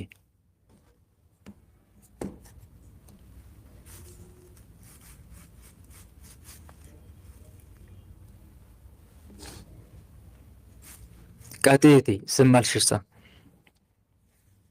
የለችም አለው ወንድሜ። እሺ ቀጥይ። ሰዓት እየሄደ ስለሆነ ዝም አትበሉ። እሺ የኔ ጥያቄ በቤተሰቦቼ ጉዳይ ነው። እናትና አባቴ ሁሌም ነው የሚጨቃጨቁት። አሁን የአዝመራ ማከፋፈያ ሰዓት ነውና ግን ፋዘር እኔ እህሉን ወቅቼ ወደ ሌላ ወደ ጎረቤት ሰው ነው ማስጠጋው ምናምን እያለ እናታችን ደግሞ በጣም እያዘነች ነው ያለችው። እዚህኛም በችግር በጣም ተቸግረን ያለ ነውና ምን ማድረግ ይሻላል? አባቴን በምን መልኩ መክረው ይሻለኛል? ምን አድርጌ እህል ወቅቼ እህል እንትን ብሏላ። አዝመራ የሚሸከፍበት ወቅት ነውና እህሉ ውጭ ላይ ነው ተከምሮ ያለው በክምር መልክ። ወቅቼ ግን ከቤት አላስገባውም እና እዛ የሆኑ ዘመዶቻችን አሉና እነሱ ቤት ነው ማስገባው ምናምን እያለ። ለምንድን ነው የሚያስገባው? ምክንያት ሲያቀርብ ምክንያቱም ምንድን ነው የሚለው? ምክንያቱ እናታችንን አቅንተሽ ትጨርሻለሽ ምናምን ነው የሚለው እና እሷ ግን ብታቀናውም ዙሮ ለቤት ለበርበሬ ለጨው ምናምን ነው እንጂ ሌላ ነገር አይደለም የምታደርገው። ግን እሷ አቅንታ ከምትጨርሰው እነዛ ሰዎች ቤት ቢገባ ይሻላል። እነዛ ሰዎች ጋር ደግሞ በዚህ በርኩስ መንፈስ ጉዳይ የሆነ ችግር አለብን። እኛንም እዚህ ደረጃ የሚያደርሰን ምናምን በዛ ጉዳይ ነው። በልጅነት የሆነ ነገር ለእኔ እንዳበልኝ ይታወቀኛል። በደብተርም እንደገባ አውቃለሁ። እሺ እና አባታችንን ምን ባደርገው ይሻለኛል የሚል ነው። እኛ ብንመክረው አልመከርሽውም? ስለ መናፍስት አልነገርሽውም? አውቃለሁ ነው የሚለኝ። ብቻ እንደዚህ ውስጥ ሚስጥሩን አያውቅም፣ ግን አውቃለሁ በቃ እንደዚህ እናንተም ትሉኝን አልሰማም ምናምን ነው የሚለው። አሀ አንቺ በጸሎት በርቻ። እንደዚህ አይነት ነገሩን በጸሎት ነው መበርታት ያለብሽ። ምክር ብቻ ሳይሆን ጸሎትም ያስፈልጋል። ሰው መክራችሁ ካልተለወጠ ካልሰማችሁ በጸሎት መበርታት ነው። ሱባኤ እየገባችሁ ሀሳቡን እንዲያስቀይር። ግልጽ ነው። ሀሳቡን እንዲያስቀይር ሱባኤ ገብተሽ ጌታ ሆይ አባቴን እንዲነቃ አድርገው፣ የምንናገረውን ቃል እንዲሰማ አድርገው፣ ጌታዬ መድኃኒዓለም እባክን እያልሽ እየተማጸሽ በሱባኤ ስራውን እንዲሰራ እግዚአብሔር አምላክን ተማጸኝ። መናፍስቶቹንም ስራቸውን አስቁሚ። በተለይ መናፍስቶቹ ካሉ እሱ ላይ ሆነው ገንዘባችሁን ሊሰልብ አይደለ እየታገለ ያለ። ስለዚህ መናፍስቶቹን ማስቁሚ። እኛ ቤት ደግሞ ባዕድ አምልኮ ነበር በፊት ይካሄድ ነበር። አሁን ላይ ቢያቆሙም ግን አሁንም ብታቆምም ቢሆን ከውስጣቸው አምነው አልተውትም። ይፈራሉ፣ ስጋት አለባቸው። እና እኔ ደግሞ እዚህ ጋር ጥሩ አድርገሽ መምከር አለብሽ። አንደኛ ይኸውልሽ ፍርሃት ምናምን ነገር ካለ በእግዚአብሔር እንዲታመኑ ከመጽሐፍ ቅዱስ ቃላቶችን እያወጣሽ እግዚአብሔር አምላክ በእርሱ ብንታመን አጋንንት እኛን ምንም ማድረግ እንደማይችል የሚያስረዱ ጥቅሶች አሉ አይደል? መጽሐፋውን ለምሳሌ ትንቢት ኤርምያስ ምዕራፍ 17 ቁጥር 7 እስከ 8 ላይ በእግዚአብሔር የታመነ እምነቱም እግዚአብሔር የሆነ ሰው ብሩክ ነው፣ በውሃ አጠገብ እንደተተከለ በወንዝም ዳር ስሩን እንደሚዘረጋ ሙቀትም ሲመጣ እንደማይፈራ። ሙቀት ሲል አሁን ፈተና ነው። ሙቀትም ሲመጣ እንደማይፈራ ቅጠሉም እንደሚለመልም። ቅጠል ሲል ሃይማኖት ነው። ፍሬውንም እንደማያቋርጥ ዛፍ ይሆናል። ፍሬ ማለት ምግባር ነው። ሌላው ደግሞ መዝሙር 90 ላይ በእኔ ተማምኗልና አስጥለዋለሁ ይላል እግዚአብሔር አምላክ። በእሱ የሚታመነውን በእኔ ተማምኗልና አስጥለዋለሁ፣ ስሜንም አውቋልና እጋርደዋለሁ፣ ይጠራኛል እመልስለትም አለሁ። በመከራውም ጊዜ ከእርሱ ጋር እሆናለሁ፣ አድነዋለሁ፣ አከብረውም አለሁ፣ ረጅም ዕድሜ አጠግበዋለሁ፣ ማዳኔንም አሳየዋለሁ የሚለውን እነኝህን የመጽሐፍ ቅዱስ ድፍረት የሚሰጡትን የመጽሐፍ ቅዱስ ቃላቶችን ንገራቸው። ዝም ብሎ ብቻ በደረቁ መምከር ሳይሆን እነኚህ ድፍረት የሚሰጡ የመጽሐፍ ቅዱስ ቃላትን እየመረጥሽ እየጠቀሽላቸው አንቺ ተዘጋጅተሽ በደንብ መላልሰሽ አንበበሽ ሳትንተባተቢ ማለት ነው። መላልሰሽ አንብበሽ ተዘጋጅተሽ አባቴ ለምን ትፈራለህ? እማዬ ለምን ትፈሪያለሽ? እግዚአብሔር እኮ በመጽሐፍ ቅዱስ እንዲህ ይላል፣ በእኔ የታመነውን ሰው እጠብቀዋለሁ እያለ ነው። ለምንድን ነው የምትፈሪው? እጠብቃለሁ እግዚአብሔር እያለ። አንቺ ከልብሽ ከተመለሽ፣ ንስሐ ከገባሽ፣ በፍጹም ልብሽ አምነሽ በኃጢአትሽ ተጸጽተሽ ስጋው ደሙ ከተቀበልሽ ሚነካሽ እኮ የለም እያልሽ ምከራት። አጋንንት እኮ ስልጣን የለውም እግዚአብሔር በእኛ ላይ ካላሰለጥነው በቀር። ሌላው ደግሞ ቅዱሳን እንዲጠብቁሽ ዝክር ዘክሪ፣ በቅዱሳን ስም ዝክር ዘክሩ እያልሽ ንገሪያቸው። ግልጽ ነው አይደለ? ይችላሉ። ግን ደግሞ የገጠር ሰው ዝም ብሎ ጎረቤት የማብላት የማጠጣት እንጂ የዝክሩን ብዙም ጠቀሜታ እውቀት ድሆችን እንዲያበሉ ነው ማድረግ ያለብሽ። መከራቸው ድሆችን እንዲያበሉ። ጎረቤትን አትጥራ ይላል እኮ መጽሐፍ። ምሳ ባደረገ ጊዜ ይላል ማን ነው? ሉቃስ ወንጌል ምዕራፍ 14 ቁጥር 12 ላይ ምሳ ወይም እራት ባደረገ ጊዜ ምናልባት እነርሱ ደግሞ በተራቸው እንዳይጠሩ ባለጠጎች ጎረቤቶችን፣ ወገን ዘመዶችን፣ ወዳጆችን አትጥራ። ነገር ግን ግብዣ ባደረገ ጊዜ አንካሶችን፣ እውራንን፣ ድሆችን፣ ጉንድሾችን ጥራ። የሚመልሱት ብድራት የላቸውምና ብፁዕ ትሆናለህ፣ በጻድቃን ትንሣኤ ይመለስላል። ይህን ጥቅስ እየጠቀሽ ማስተማር አለብሽ። እግዚአብሔር እንዲህ ነው የሚለው፣ ዝክር በዘከራችሁ ሰዓት፣ መልካም ስራ ባደረጋችሁ ሰዓት እንዲያደርጉ ብሎ ተናግሯል እግዚአብሔር አምላክ። ሉቃስ 14 12 ላይ ምዕራፍ 14 ቁጥር 12 እስከ 14 ቁጥሩንም እየነገርኩሽ ነው። እዚህ ቦታ ላይ እግዚአብሔር እንዲህ ብሏል። እናንተ ግን ምንድነው እያደረጋችሁ ያላችሁት? ዘመድ ለማውጣት ነው እንዴ ዝክር የምትዘክሩት? ይሄ እኮ እግዚአብሔር አይቀበለውም እያልሽ ነገራቸው፣ አስረጃቸው በሚገባቸው መልኩ። ከአመካከርሽ ጭምርም ይወስነዋል እህቴ። ግልጽ ነው አይደል? መምከር ብዙም ችሎታ የለኝም ከአመካከር። እሱ ጋር ነዋ። ለስለስ ብለሽ ነው የምትናገሪው። ለስለስ ብለሽ ስትናገሪ የሆነ ጠንከር ብለሽ ማትናገሪ ከሆነ በማስረጃ መጽሐፍ ቅዱስ እያወጣሽ እንዲህ ማትናገሪ ከሆነ ከምክሩም አንጻር ሊሆን ይችላል ማይለወጡት። ስለዚህ እንዴት እንደምንመክርም ጭምር እግዚአብሔር እንዲያስተምረን በጸሎት መማፀን አለብን። እግዚአብሔር አምላክ እንዲህ ይላል፣ የምትናገሩት በዚያ ሰዓት ይሰጣችኋልና እንዴት ወይስ ምን እንድትናገሩ አትጨነቁ። በእናንተ የሚናገር የአባታችሁ መንፈስ እንጂ የምትናገሩ እናንተ አይደላችሁም ይላል። ስለዚህ ተናገር በአንደበቴ ሆነ በይው። እግዚአብሔር አምላክን ድፍረቱን ስጠኝ፣ እንዴት አድርጌ ማሳመን እንደምችል አስተምረኝ ጌታዬ በይው።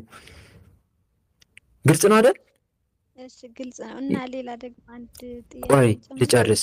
እንዴት አድርጌ እንደምመክር አስተምረኝ ትይና የመጽሐፍ ቅዱስ ጥቅስ መያዝ። ግልጽ ነው አይደለ? ብዙዎቻችሁ እህት ወንድሞች፣ ቤተሰብ አይለወጥም ስመክረው፣ አመካከራችሁ ይወስነዋል። በእውነት እንዴት እንደምትመክሩ እንዴት አድርጋችሁ አስረግጣችሁ እንደምትናገሩ ይወስነዋል። አብዛኞቻችሁ ለስለስ ብላችሁ የምትናገረው እንደዚህ አይነት ነገር እማ አቤት ይሄ ነገር እኮ ጥሩ አይደለም፣ ይሄ ጫሌ ምናምን የምትይው ነገር እሱ ጥሩ አይደለም እኮ አጋንንት እኮ ነው። ይቅርታ እያሾፍኩባችሁ እንዳይመስልብኝ እሺ ወንድሞች፣ ላስረዳችሁ ፈልጌ ነው። በዛ ነገር እንዳትወስዱት ፈልጌ።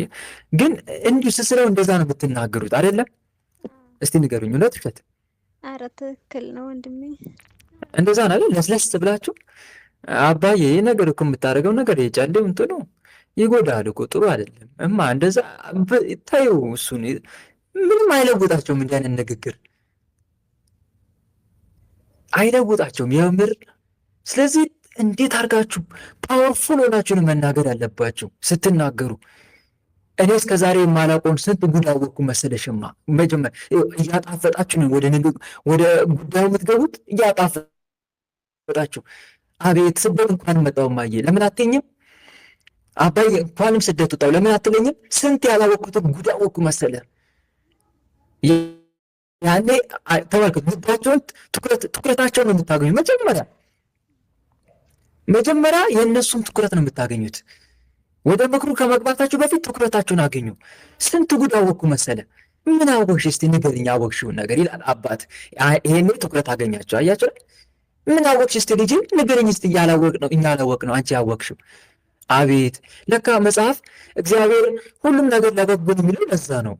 ከዛ በኋላ ቀስ እያልሽ ያኔ እንዲህ ያኔ አንቺ እንደውም የሆነ ነገር ስታደርጊ እጅሽ አልታመመም? እሺ አዎ ታሜ ነበረ። ይሄ ነገር እኮ ደረስኩበት። እንዴት ደረሽበት?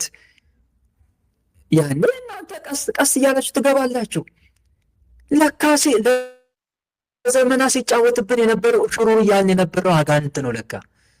ያኔ ወደ ማጣጣል ይመጣሉ አይደል? ወደ ማጣጣል ሲመጡ እናንተ መጽሐፍ ቅዱስን አምታችሁ ይኸው ካላመናችሁ የእግዚአብሔር ቃል ምን እንደሚል ተመልከቱ እያላችሁ እያነበባችሁ ማስረዳት እና እንዴት እንደምንመክርም ጭምር መዘጋጀት አለብን። እህት ወንድሞች መዘጋጀት አለብን። በተለይ መጽሐፍ ቅዱስ እጅግ በጣም ወሳኝ ነው። ይሄ ጠንቋይ ቤት ስትሄጂ አልነበረም? እግዚአብሔር ምን እንደሚል ተመልከች። መናፍስት ጠሪዎችን፣ ጠንቋዮችን በሚከተል በዚያ ሰው ላይ ፊቴን አከብዳለሁ ይላል። ፊቴን አከብዳለሁ። ለካ ከእግዚአብሔር ስለተለየ ነው ህይወታችን ምስቅልቅሉ ከሰው በታች ሆነን የምንኖረው። በጣም ነው የሚያሳዝነው። ለካ ከእግዚአብሔር ስለራቀን ነው እያላችሁ ማስረዳት። መዝሙረ ዳዊት በተለይ እስራኤላውያን ጥጃ ሰርተው ጣዖት ምስል ሰርተው አቁመው በማምለካቸው እግዚአብሔር እጅግ ናቃቸው፣ በጠላቶቻቸው አሳልፎ ሰጣቸው የሚል ቃል አለ አይደል? መዝሙር 104 105 ላይ እሱን እያነበባችሁ ንገሯቸው፣ እያስረዳችሁ ንገሯቸው እስኪ ተው ድረስ ማለት ነው። እና እህት ወንድሞች በዚህ መልኩ ነው ልንመክር የሚገባው እንጂ እመኑኝ ወላጆቻቸው የዋሃን ናቸው። እንዲህ ስላቸው በጣም የዋህ ናቸው። ጠንከር አድርገው የሚመክራቸው ሰው ቢያገኙ እውነቴን ነው የምላቸው እርግፍ አድርገው ይተውታል። ምክንያቱም አውቃለሁ የገጠር ሰው አብዛኛው የዋህ ነው። በጣም የዋህ ነው። በጣም የዋህ ነው። መምህር አተው ነው፣ ሰባኪ አተው፣ ካህን አተው ተው የሚላቸው በማስረጃ እያስረዳ የሚመክር አተው ነው እንጂ በእውነት ጠንከር አድርጎ የሚመክራቸው ሰው ቢያገኙ እነኚህ ሰዎች ይለወጣሉ። ምክንያቱም የዋህ ናቸው። የኢትዮጵያ ሕዝብ የዋህ ነው። መጽሐፍ ቅዱስም ተጽፏል የዋህ እንደሆነ። እግዚአብሔር አምላክ በትንቢተ ምን ላይ ነበር? ትንቢተ አሞጽ ነው። አዎ እርግጠኛ ሆነ ትንቢተ አሞጽ ላይ ይመስለኛል። እዛ ላይ በመካከልሽም የዋህና ትሑት ሕዝብን አስቀራለሁ ይላል እግዚአብሔር አምላክ። በመካከልሽ የዋህና ትሑት ሕዝብን አስቀራለሁ፣ ለኢትዮጵያ ማለት ነው። በእግዚአብሔርም ስም ይታመናሉ ይላል። የዋሃን ናቸው። ስለዚህ እኛ እንዴት እንደምንመክር ስላላወቅንበት ነው። ስለዚህ በደንብ ተዘጋጁበት። እንዴት እንደምትመክሩ በደንብ መዘጋጀት ያስፈልጋል። ሳኦል ጠንቋይ ቤት ሄዷል። የእሱን ታሪክ ራሱ አንስታችሁ እኮ መምከር ትችላላችሁ። ሳኦል ጠንቋይ ጠይቆ ነበር። በመጠየቁ ግን እግዚአብሔር ተቆጣው። በጦር ለፊልስጤማን አሳልፎ ሰጠው። ሳኦል ሞተ። ይሄን እንዴት አይነት ታሪክ እያመጣችሁ ንገሯቸው። ከመጽሐፍ ቅዱስ መጽሐፍ ቅዱስ ጥቅስ ለሚሻ ሰው እንደዛ እያመጣችሁ ንገሯቸው። ወይም ደግሞ ገጠመኝ ላይ የምሰሙትን ታሪክ አለ አይደል? በመምህር ተስፋዬ በኩል የቀረቡት ገጠመኞች ዛር አንጋሾች ምን አይነት ችግር ውስጥ እንደገቡ ከዚህ ችግር እንዴት እንደወጡ ታሪኩን በደንብ አዳምጡና ንገሯቸው። በዚህ መልኩ ስታስረዷቸው ይገባቸዋል። ግን እየጸለያችሁ ጎን ለጎን ልባቸው እንዲከፍት እግዚአብሔር አምላክ ጎን ለጎን እየጸለያችሁ በዛ መልኩ ነው ሊሆን የሚገባው ለማለት ያክል ነው። አበዛውባችሁ፣ ይቅርታ። ወደ ህይወት አሁን መቀጠል ትቻለሽ። ምን ልጠይቂ ነበር? በቅርብ ቀን ነውና አለው አባቴ በቅርብ ቀን ነውና አንድ እግር ጫማዬ ውጭ ላይ ጠፋብኝ። ከዛን ቀን ጀምሮ ግን እስካሁን ድረስ ምንም ፈተና ሊያቆምልኝ አልቻለም። ሁሌም በቃ ያለ ምክንያት ወይ ገንዘብ ያስወጣኛል፣ ወይ ልጅን ያስደመብኛል፣ ወይ ብቻ በጣም ከባድ ነገር ነው። አሁን ምንም ነገር የሌለኝ ሆኖ ከቤቴ ተበድሬ ያን ብር የሆነ ነገር ልገዛ ብዬ ያለ አግባብ በታክሲ ወይም በሆነ ነገር ያስጠፋብኛል። ያሰብኩትን ነገር ሳልገዛ ልጆች የሆነ ነገር ሳልገዛ ያ ብር ያልቃል። እዛ እናቴን እህል አምጪልን ብያት ከገጠር ላኪልኝ ብያት ልትልክልኝ ስትል መኪናው መልእክት አልወስድም ይላታል። ተሳፍራ መጣች። ጎንደር ነው ያለሁትና ጎንደር መጣ። እኔን ሳታገኘ እህሉን ተመልሳ ይዛው ሄደች ወደ ቤቷ ማለት ነው። እና እኔ ደግሞ ከዚህ ብር ተበድሬ እሷን ልቀበል ታክሲ ሲሄድ እሷም አላገኘዋትም፣ ተመልሳ ሄዳለች። የተበደርኩት ብርም ጠፍቷል፣ ወይ ለልጆቼ ዳቦም አልገዛሁበትም። እና በጣም ከባድ ውስጥ ላይ ነው ያለሁት። መልካም የሰላቢ መተት አለ ማለት ነው። አሁን እንደነገርሽኝ ከሆነ ባላስፈላጊ ወጪ ገንዘብ የሚጨርስ አይነ ጥላ፣ በተለይ እጅ ላይ የሚቀመጡ መናፍስቶች ባላስፈላጊ ወጪ ገንዘብን የሚጨርስ እንዲሁም ደግሞ የእድል መተት በረከቷን አምጣ ተብሎ የሚላክ እነኚህ መናፍስቶች እንዳሉ ነው እየተረዳ ያለሁት። የሆነ ነገር ገዛለው፣ እንደዚህ አይነት ነገር ገንዘቡ ይጠፋብኛል፣ እሱ ነው የምታየው። ሌላው ጫማ መጥፋቱ ይህም ከዛ ጋር ይያያዛል። ጫማ መጥፋቱ በተለይ ወንድሞች እንዲህ አይነት ነገር ግን ስትናገሩ ከዛ ሰዓት ጀምሮ ደግሞ የገጠማችሁንን ምልክት ብትናገሩ አሪፍ ነው። ምክንያቱም ከቀን ጀምሮ ነው መተት ነገር እሺ ይዛውን የጠፋ ቀን በሶስተኛ ቀኑ ባንክ ቤት ሂጄ ብር አለኝ ብዬ ነበር። ባንክ ቤት ሰድ ብር የለም። እዛ በቀጣዩ ቀን የሆነ ብር ይዤ ነበር በእጄ፣ ያ ብር ጠፋ። እዛም በቀጣይ ቀን አሁንም የስልክ ይዤ ነበርና ስልክ ቀሙኝ። ብቻ በዛን ቀን ጀምሮ በተከታታይ ወጭ ብቻ ነው። እዛ የሆነ 3 ቀን አካባቢ ደግሞ መቱን ልጄ ይወድቃል፣ ከአስፓልት ጋር ይጋጫል። የሆነ ህፃን በሚስማር ጉንጩን ወጋብኝ፣ ካልጋ ይወድቃል። በቃ በጣም በተከታታይ ችግር ብቻ ነው የሚፈጠረው። መልካም። ስለዚህ ያንን ተከትሎ የገባ መንፈስ አለ ማለት ነው። ግን እኔ ምልሽ እንዲህ አይነት ነገሮችን በቀላሉ ነው የምታልፊው ወይስ መፍትሄ ለማግኘት ትጥሪያለሽ? መፍትሄ ግዝካስ አድርገሽ ከሆነ ምን አይነት መፍትሄ ተጠቀምሽ? እስቲ ልክ አሁን እንዲህ አይነት ምልክት አየሽ፣ ገንዘብ አልበረክት አለ፣ ችግር መደራረብ ጀመረ። ያንን ተከትሎ ግን ምን አይነት ዘዴ ተጠቀምሽ? እስቲ ንገሪኝ። ያው እኔ ሌላ ምንም አላደረኩም፣ ግን ብቻ መቁጠሪያ ላይ እዚህ ከግሩፕ እየተከታተልኩ መቁጠሪያና ስግደት ብቻ ነው የምከታተለው። ጸሎት ደግሞ እንዲሁ በቃ ሌላ ነገር የለም፣ ሌላ ነገር የለም። ስለዚህ አንቺ ከልብሽ ሆነሽ አልተዋጋሽም ማለት እኮ ነው። እግዚአብሔር አምላክ እንዲህ ይላል፣ በፍጹም ልባችሁን ከፈለጋችሁኝ ታገኙኛላችሁ ይላል። በፍጹም ልባችሁ ከፈለጋችሁ ታገኙኛላችሁ፣ ከእናንተም ዘንድ እገኛለሁ ይላል። አጥብቆ መቃወም ያስፈልጋል እኮ ወንድሞች፣ ስራዬ ብላችሁ መያዝ። እዚህ አብራችሁ እዚህ ማህበር ገብታችሁ ስለቀጠቀጣችሁ ስለሰገዳችሁ እሱ ብቻ በቂ አይደለም። ርዕስ አድርጎ መያዝ። ርዕስ አድርጎ ስላችሁ ያ መንፈስ እንዲይዝላችሁ ከእግዚአብሔር ጋር መታገል። ልክ ያዕቆብ እግዚአብሔር አምላክን ካልባረከኝ አልለቅም እንዳለው መታገል ያስፈልጋል።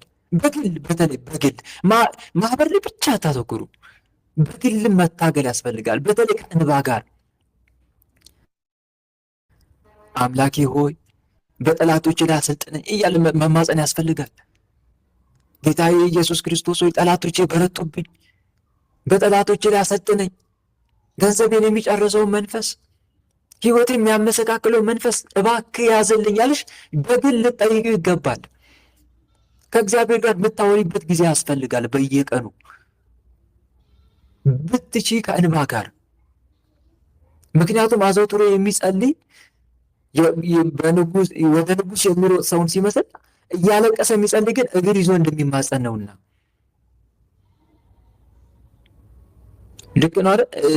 እየተረዳሽኝ ከሆነ ስለዚህ ከእንባ ጋር እንባሽን እየረጨሽ በመድኃኔዓለም ፊት ቆመሽ ጌታዬ መድኃኔዓለም በጠላቶቻችን ላይ ያሰለጠንከን አንተ ካላሰለጠንክ እኔ መናፍስቶችን መዋጋት አልችልም። ለአንተ አሳልፌ ሰጥቻለሁ። ህይወት የሚያመሰቃቅለውን በረከት የሚያሳጣኝን እኔን ብቻ ሳይሆን ቤተሰቦችን የሚዋጉት መናፍስት በሙሉ እባክህ ያዝልኝ እያልሽ ሱባኤ እየገባሽ በዕለት ተዕለት ጸሎትሽም ልትማጸኝ ይገባል። ግልጽ ነው አይደለ?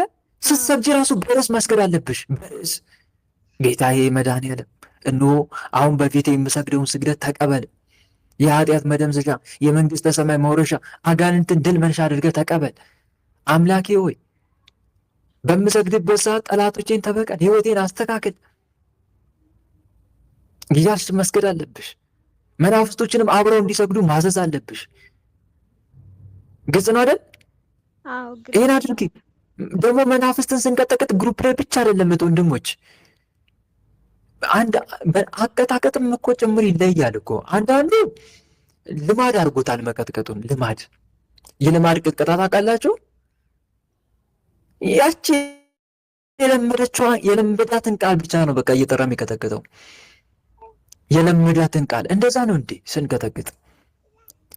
በዕለት ተዕለት ኑሮ ውስጥ የሚያመጣ መጀመሪያ ምንድን ነው የሚለውን ፈትሽ።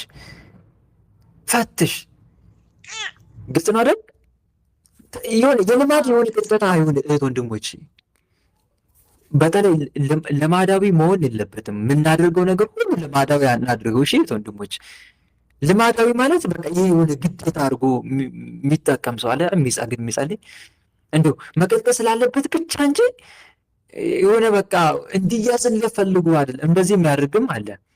ጸሎትም ልክ እንደዛው ያ ጸሎቱ ይሰማ አይሰማ ለሱ ኬር በቃ ምንም አይጨንቀውም። ኬርለስ ነው። ግን በቃ ዝም ብሎ መቀጥቀጥ ስላለበት ብቻ ነው የሚቀጠቅጥ። እንደዛ አይደለም። የሆነ ከልብ የሆነ ማድረግ አለበት። ከልብ እንዴት አድርጌ ላስረዳቸው? ከልብ ከሆነ መንገድ አታጣም፣ ከልብ ካልሆነ ሰበብ አታጣም እንደሚባለው ማለት ነው።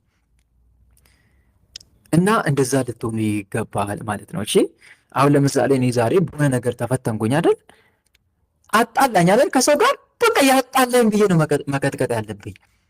ፈተነኝ አይደል? በህመም እየፈተንከኝ፣ በዚህ ህመም የፈተንከኝ የሆነ ዛሬ በቃ ሌሊቱን አስጨነቀኝ አይደል? በህልም ያስጨነቀኝ ግልጽ ነው አይደል? እንዲህ ያደረኩኝ እለት እለት አካሄዱን እየተከታተልኩኝ መንፈሱ የሚሰራውን ስራ ማለት ነው። አዚም ለቆብኝ ዋል አይደል? ዛሬ አዚማም አድርጎኝ። ስለዚህ አዚም የሆንክብኝ ያልኩ መያዝ አለብኝ እንጂ ያቺ የተለመደችዋን ብቻ የሰማዋትን ብቻ እየሰማው በቃ መቀጠል እንደዛ አይደለማ። ልማዳዊ ያደረግነው ማለት ነው። ይሄ እኮ ጸሎታችንም ልክ እንደዛው ግልጽ ነው አይደለ? ጸሎታችንም ልክ እንደዛው ከልማዳዊ ጸሎት መውጣት አለበት። የሆነ ጽኑ ትኩረት የተሞላበት ጸሎት መሆን አለበት። ጽኑ ትኩረት የተሞላበት ስግደት ስንሰግድም ልክ እንደዛው የጌታን ሕማም እያሰብን መስገድ አለብን። እንደዛ ልታደርግ ይገባል። እሺ እህቴ። እሺ ወንድሜ። ግልጽ ነው። እና ጸሎት ላይ ስቆም ደግሞ እንባዬም አይመጣም፣ ሀሳቤንም ይበታትንብኛል። ወጥቼ ውጭ ላይ ቁጭ ብዬ እንባዬ ይመጣል። አሁን ገብቼ በቃ የሆነ ስሜታዊ ሁኜ ገብቼ ላለቅስ ጸሎት ቤቴ ስገባ እንባውም የለም፣ ሀሳቤም ሌላ ቦታ በቃ ምንም ትንትን ነው እንባ እኮ የሚያደርገው ሀሳብ።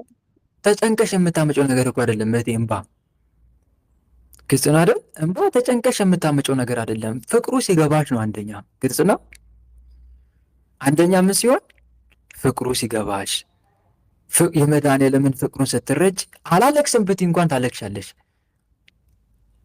እህት ወንድሞች፣ ብዙዎቻችን እንዴት አድርጌ ላልቅስ ነው አይደል? በቃ እንጨነቃለን። እንባ አይመጣኝም፣ እንዴት አድርጌ ላምጣው? እንዴ ተጨንቀ ነው እንዴ የምታመጣው? ለማልቀስ ሁለት ነገሮችን አድርግ። አንደኛ አጋንንት እንዴት እስካለህበት እድሜ ድረስ እንዴት እንደተበቀሉ አስብ። በእውነት ያስለቅሳል። ህይወትን ስታየው ባዶ መሆንን ሲሰማ ሆድ ይብሳል አይደለም?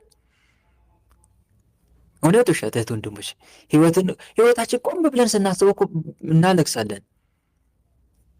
ህይወትን አስበው እስከ ዛሬ ድረስ የሆነ ምስቅልቅል የሆነ ህይወት ውስጥ ማሳለፍን ስታስቡ ያስለቅሳል። አንድ ይህንን አስብ። ቆም ብሎ ህይወትን ማሰብ፣ ራስን ማዳመጥ። ስንት ነገር ለማድረግ አስበው ሜዳ ላይ መቅረትን አስብ። ከአምላክ ርቀ መኖርን አስበው። በኃጢአት ዓለም ዕድሜ መጨረስን አስበው። ሲቀጥል ደግሞ አምላክ የከፈለልን ዋጋ አስብና አስብ። በጣም በተመስጦን አስብ። ያኔ እንባ ይመጣል። ነገሮችን እኮ ከልብ ማድረግ ብንጀምር ወንድሞች እንባ ይመጣል። የምር ከልብ መንቀሳቀስ ስትጀምር ማለት ነው። ሁለተኛ ሲቀጥል ደግሞ ጌታ ሆይ የንስሐ እንባ ስጠኝ በሉት። የንስሐ እንባ ስጠኝ። መጠየቁ እኮ ይቻላል። አምላክን የጎደለ ነገር ካለ ጠይቀው እሱን። ጌታ ሆይ ስለ ኃጢአቴ ማልቀስ አልቻልኩም፣ በፊት የእንባ መስዋዕት ማቅረብ አልቻልኩም። ጌታ ሆይ እባክህ የእንባ መስዋዕት ስጠኝ። እባክህ ለእኔ ከፈልክልኝን ዋጋ እያሰብኩ እንዳልቅስ እርዳኝ። እንደዛ እያላችሁ ትጸልያላችሁ፣ ግን ትጠይቃላችሁ። እንደዛ ብላችሁ እባክን ኃጢአቴን አስቤ እንዳለቅስ እርዳኝ ጌታ። የኃጢአቴ ምንም ሊታየኝ አልቻለም። ኃጢአቴ የሰራሁት ኃጢአቴ ምንም ሊያጸጽተኝ አልቻለም እና እባክህ እንድጸጸት እርዳኝ፣ የንስሐ ልብ አድለኝ አምላኬ። እባክህ እኔም እንደ መግደላዊቷ ማርያም እንባዬን ላፍስስ፣ እባክህ ላልቅስ አምላኬ። ደንዳናው ልብን በፍቅር አረስርሰው እያለን መጠየቅ እኮ አለብን። እንደዚህ ብለህ ትጠይቃለህ? እስቲ ሳትዋሹ ንገሩኝ። እንደዚህ እያላችሁ ጠይቃላችሁ? አንጠይቅም። የለም። አያቸው፣ ከልብ አይደለማ መንፈሳዊነታችን። ይሄ የሚያሳየው ማንጠይቅ ከሆነ ከልብ አይደለም፣ የሆነ ልማዳዊ የሆነ እንቅስቃሴ ነው እየተንቀሳቀሰን ያለ ነው ማለት ነው። እስቲ የሚያነቃቃችሁ ምን መሰላችሁ? የቅዱሳን ሕይወት ስታዩ አሁን እኔ ዛሬ ሳልዋሽ ልንገራችሁ የቅዱስ ዮሐንስ አጼር መንፈሳዊ ፊልም ሙሉ ተመልክቼ ነው። እንዴት ልክ ፊልሙ ተመልክቼ ጨርስ በጣም ስሜታዊ ሆኜ ነው የወጣሁት። በጣም ስሜታዊ ሆኜ በጣም በጥልቀት ነበር እየተረዳሁት ያለው። እንዴት እንደሚጸልይ ውሃ ሲቀዳ እንዴት እያለ እንደሚጸልይ፣ ጌታ ሆይ ሁለመና ወደ አንተ ምራው እያለ በቃ እንደሱ ለመሆን ማለት ነው። የእሱን አራያ ለመከተል ማለት ነው። ራሳችሁን ትወቅሳላችሁ። ወይኔ ምን እየሆንኩ ነው ትላላችሁ፣ ታፍራላችሁ በራሳቸው ሕይወት። በጥልቀት መንፈሳዊ ሕይወታቸው ኑረዋል። እነሱ ከልቡ ነው የሚያደርጓት። እያንዳንዷ ድርጊት ከልብ ነው። በቸልተኝነት የሚፈጸሙት ምንም አይነት ተግባር የለም እነሱ ጋር። ስለዚህ ከልብ መኖር ጀምር፣ ከልብ መኖር ጀምሪ። ከልብ መኖር ስትጀምር ያኔ እንባው ይመጣል። እመኑኝት ወንድሞች፣ እንባው ይመጣል። የውሸት ሕይወት ነው እየኖረናል። የውሸት ክርስትና፣ የማስመሰል ክርስትና። ወገብ አልታጠቀም፣ መብራት አልበራም፣ ግን ራስን አላወቅም። ገና ለምን እንደምትኖር ወዴት እየሄድክ እንደሆነ አላወቅም። እድሜን በከንቱ እየጨረስክ እንደሆነ ገና ከራስ ጋር አልተማከርክም። እያንዳንዷን ቀን በከንቱ እያሳለፍክ እንደሆነ ገና አልባነንክም። ከእንቅልፍ አልተነሳም። በምናብ ነው መንፈሳዊ ሕይወትን እየኖርክ ያለው ማለት ነው። የሆነ ጉዳይ እንዲፈጸምላችሁ ብቻ ነው መንፈሳዊነትን እየኖራችሁት ያለው ማለት ነው። እንደዛ አይደለም ወንድሞች። ከልብ የሆነ ሕይወት መንፈሳዊ ሕይወት ሊኖራችሁ ይገባል። መዝሙረ ዳዊትን ከልብ ሆነ ጸልይ። ስትጸልይ አያልቅም እንደ ገጽ እየቆጠርክ አይደለም መጸለይ አለበት። ስንት ላይ ደረስኩ? 197 ገና 110 ድረስ ልጸልይ ነው። አቤት አያልቅም እንደ እንደዛ አይነት ነገር አይደለም። ከልብ ብትጀምር ኖሮ ስለማለቋ አይገድም ነበር፣ አይጨንቅም ስለማለቁ። ምክንያቱም እያንዳንዷን ቃል እያስተዋልክ ነው እየጸልክ ያለው። በእያንዳንዷ ቃል ትመሰታለህ። የለማ የለም፣ እንዲህ አይነት ነገር እኛ ጋር የለም። እኛ የምንጨነቀው በቃ የሆነ ነገር በቃ ጊዜያዊ ፍላጎታችን የለም፣ ምድራዊ እሱ እንዲሳካ ብቻ ነው። እንደዛ አይነት ህይወት፣ ከዚህ አይነት ልማዳዊ ህይወት ውጡ ወንድሞች። ከእንደዚህ አይነት ልማዳዊ ህይወት ውጡ። ቸሩ መድኃኔዓለምን ፍቅሩን አጣጥሙት እንጂ አጣጥሙት። አንዳንዴ በጸሎት ቤት እኮ ዝም ብሎ ብቻውን መቀመጥ፣ ማሰብ፣ ለምን እንደምትኖር ማሰብ፣ ኃጢአትን ማሰብ፣ መራራ ሞትን፣ የሲኦልን መከራ ማሰብ፣ ወደዚህ ነገር እኮ ያመራናል እኮ ወንድሞች። እና ፕሊዝ ከልማዳዊ የሆነ ህይወት ውጡ። ስልችት የሚልን ለዛ ነው እኮ እያንዳንዷ ቀን ሰልችቶ ልንኖር አይገባም። በተመስጦ ነው፣ በጉጉት ነው ልንኖር የሚገባው። የቅዱሳን ህይወት አንብቡ ምላችሁ ለምን ይመስላችኋል? እያንዳንዷን ቀን በቸልተኝነት ሳይሆን በተመስጦ እንድታሳልፉት እኮ ነው። እና ይሄ ሊሆን ይገባል ለማለት ያክል ነው። እሺ ህይወት የቅዱስ ገብርኤል አባቴ። ስለዚህ ስትቀጠቅጭ በትኩረት አድርጊው፣ በልማድ ሳይሆን በትኩረት። ህይወት የምታመሰቃቅል፣ አይምሮ የምትመረዝ፣ አይምሮ ማስተዋልን ይነጠቅ። በመሀል ትኩረታችሁ ለማግኘት ከፈለጋችሁ በመሀል እስቲ ጸሎት አድርሱ። እየቀጠቀጣችሁ በመሀል ጸሎት አታውቁም? እንደንን ነገር ለምሳሌ እየቀጠቀጣችሁ ነው አይደል? አሁን ለምሳሌ ማስተዋልን የነጠቅ ከሆነ እየቀጠቀጥኩ ነው። ለምሳሌ ማስተዋልን የነጠቅ የዚህን ሰዓት ቆምልና ጌታ ሆይ ፍቅርን እንዳልረዳ አደረገኝ፣ መንፈስ ያዝልኝ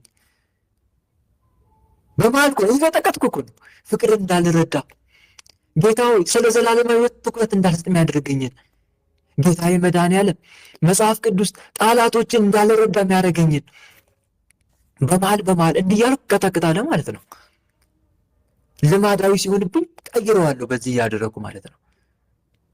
በመንገድ የሚቆሙትን መናፍስት ያዝልኝ አምላኬ እያልኩ በተመስጦ ነው መቀጥቀጥ ያለብኝ እንጂ በልማድ ብቻ ልክ በዜማ አለ በአብ በወልድ በመንፈስ ቅዱስ ስም በኃያሉ በመድኃኒዓለም ስም ውስጥ ያደፈጣችሁ አይነ ጥላ ጠቋር፣ እንደዛ ብቻ እንዳይሆን ልማዳዊ ብቻ እንዳይሆን ለማለት ያክል ነው። እሺ ገብቷችኋል? ግን እንዴት አድርጌ ላስረዳቸው?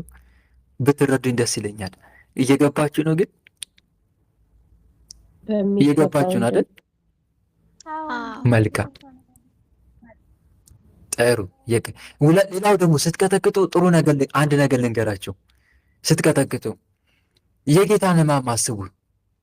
አንዳንዴ መንፈስ ተኮር የሆነ ቅጥቀጣ ሳይሆን ሕማሙንም ጭምር እስቲ እያሰባችሁ በማል ቀጥቅጡ።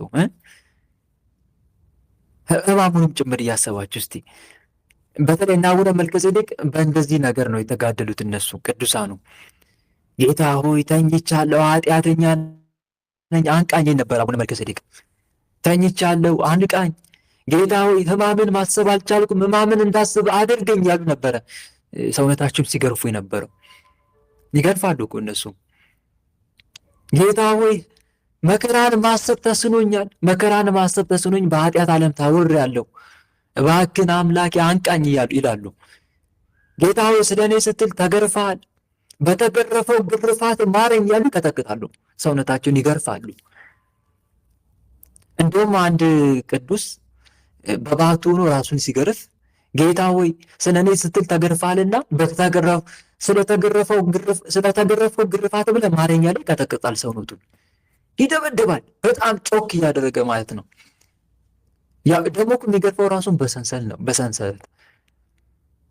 ታዲያ አጠገቡ ጎረቤቱ ጋር አንድ ባህታዊ አለ። እንዴ ምን እያደረገ ነው? ራሱን እየደበደበ ነው ብሎ በዚህ ነገር ግራ ተጋባና እግዚአብሔርን ሱባኤ ጠየቀ። በሱባኤ ጌታ ሆይ እንዲህ ራስን መግረፍ ይህ ሰው ራሱን ስለገረፈ ይጸድቃልን ብሎ እግዚአብሔርን ይጠይቀዋል። ግን እግዚአብሔር አምላክ ትልቅ የብቃት ደረጃ እንደደረሰ ነው ያሳየው። ያንን ቅዱስ ራሱ የሚገርፈው ማለት ነው።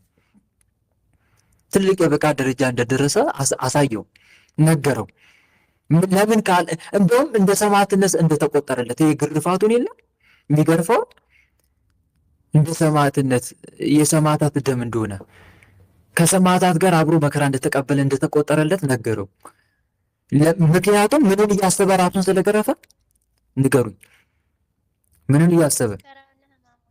መከራውን ግርፋቱን እያሰበ ሲገርፍ ራሱን ስለ እኔ ስትል ተገርፈሃል እያለ ነው። እኔ ግን በኃጢአት ተጨማለኩኝ፣ በበደል ግርፋት ተገረፍኩ። አንተ ስለ የኔን በደል ለማቅለል ስትል ተገረፍክ፣ እኔ ግን በበደል ተገረፍኩ። ራሴን ለበደል አሳልፌ የሰጠ ወየው ለእኔ እያለ ነው። ወየው ለእኔ አምላኬ፣ እንደኔ አይነት ኃጢአተኛ ይማራልን? አምላክ ሆይ ምሕረት ብዙ ነውና እባክህ ባለ እያለ ነው የሚገርፈው ራሱ ማለት ነው። አያቸዋለ። እንዲህም እንጠቀም ልላችሁ ፈልጌ ነው። መከራውንም ጭምር እናስብ ነው።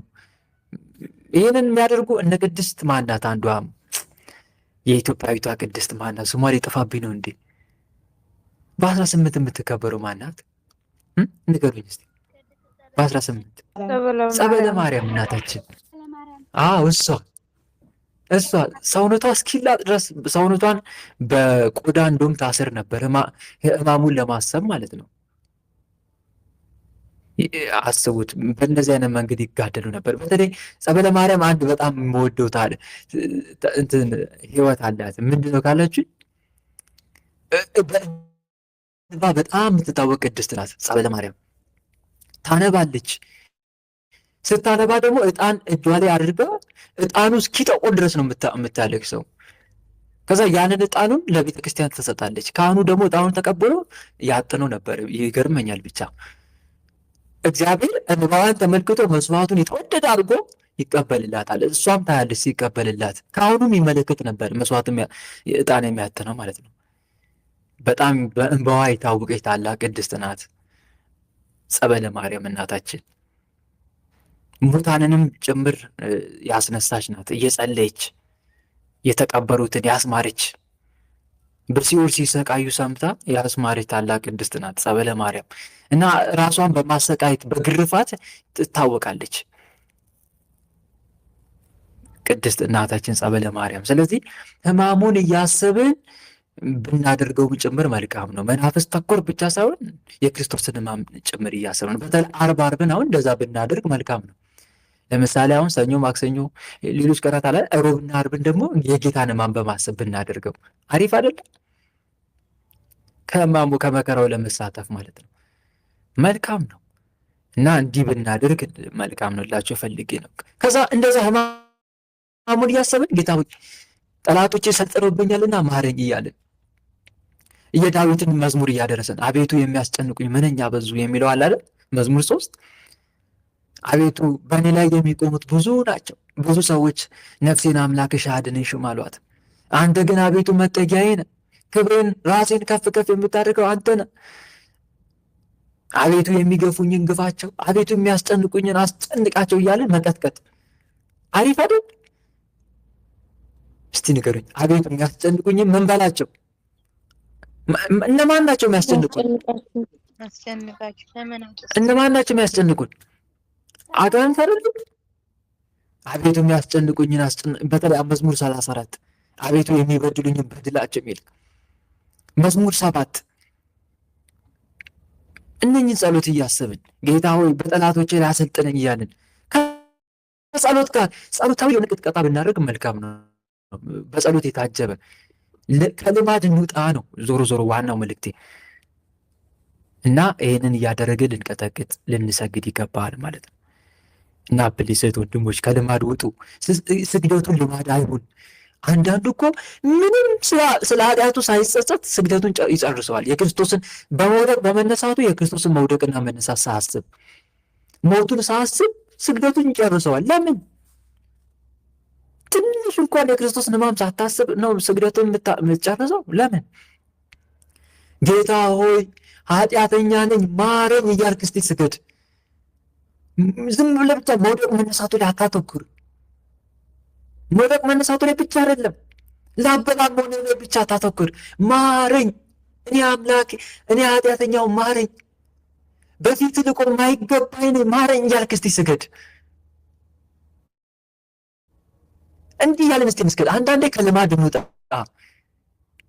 እስቲ እየጸለይን በአፋችን እየጸለይን እንውደቅ፣ እንነሳ። እስቲ ጌታ ሆይ እኔ ኃጢአተኛውን ማረኝ፣ ጌታ ሆይ በፊት ለመቆም የሚያስችል ምግባር የለኝምና ማረኝ፣ ጌታ ሆይ ፈርቻለሁ፣ ከፍርድ የተነሳ ፈርቻለሁና ማረኝ፣ ጌታ ሆይ ጨልሞብኛልና አብራልኝ እያለን እስቲ እንስገድ። ከራሳችን እየፈጠርን ከራስ እስቲ እየፈጠርክ ስገድ። እስቲ እንደዛ እያልክ አንዳንዴ የልብን እያወራ እስቲ ከአምላክ ጋር እየተናገርክ ስገድ እስቲ።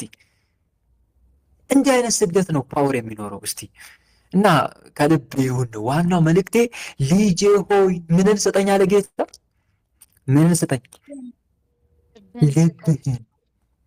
ልጄ ሆይ ልብን፣ ልባችን የሚፈልገው ልጄ ሆይ ልብን ስጠኝ፣ አይኖችን መንገድን ይውደዱ። መዝሙር 23 ቁጥር 26 ላይ እና እንደዚህ እያደረግሽ ስገጅ፣ ጸልይ፣ ከልማዳዊ ውጪ ለማለት ነው። እና ብዙዎቻችሁ ይሄን ዓመት ሰግቻለሁ፣ ይሄን ዓመት ጸልያለሁ፣ ይሄን ዓመት ስትቀጠቅጥ ነው ያለው፣ ግን አልተጋለጠም። ልማዳዊ ከሆነ አዎ አይጋለጥም። ልማዳዊ ካደረግከው ጸሎትን አዎ አይጋለጥም። ልማዳዊ ካደረግከው መቁጠሪያን አዎ አይጋለጥም። ጸሎትን ልማዳዊ ከሆነ አዎ አይጋለጥም። ከልብ አይደለማ፣ ከልብ አይደለማ። በፍጹም ልባችሁ እኮ ነው ያለው ጌታ። ልማዳዊ ከሆነ ከዚህ ውጣ ነው ዋናው መልእክቴ።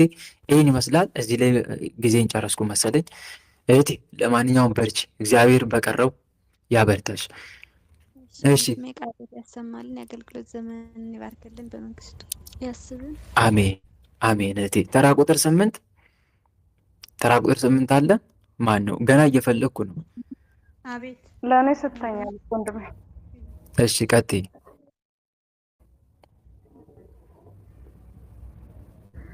እሺ ወንድሜ ተራ ቁጥር 8 ሰላም ይብዛልኝ፣ ጸጋውን ያብዛልህ ወንድሜ።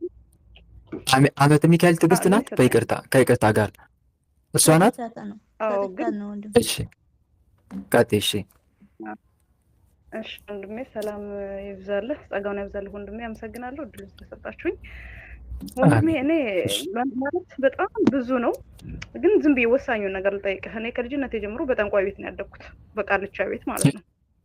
እሺ እና ልጅ ሁኜም ሳይሆን የዛሬ 16 ዓመት አካባቢ ይመስለኛል ኦልሞስት 13 ዓመት ልጅ ምናምን ሆኜ እዛው ያደግኩበት ቃልቻ ቤት ያው እናቴ ይዛኝ ትሄድ ነበርና እዛ ቤት ሄጄ ምን አለኝ ካዳሙ የሚካኤልን ጸበል አምጪና ልጥመቅሽ አለኝ ማለት ነው። እዛው ቤት ውስጥ የሚያገለግለው ካዳሚ ማለት ነው፣ እዛው ቃልቻው ቤት ውስጥ ያለው።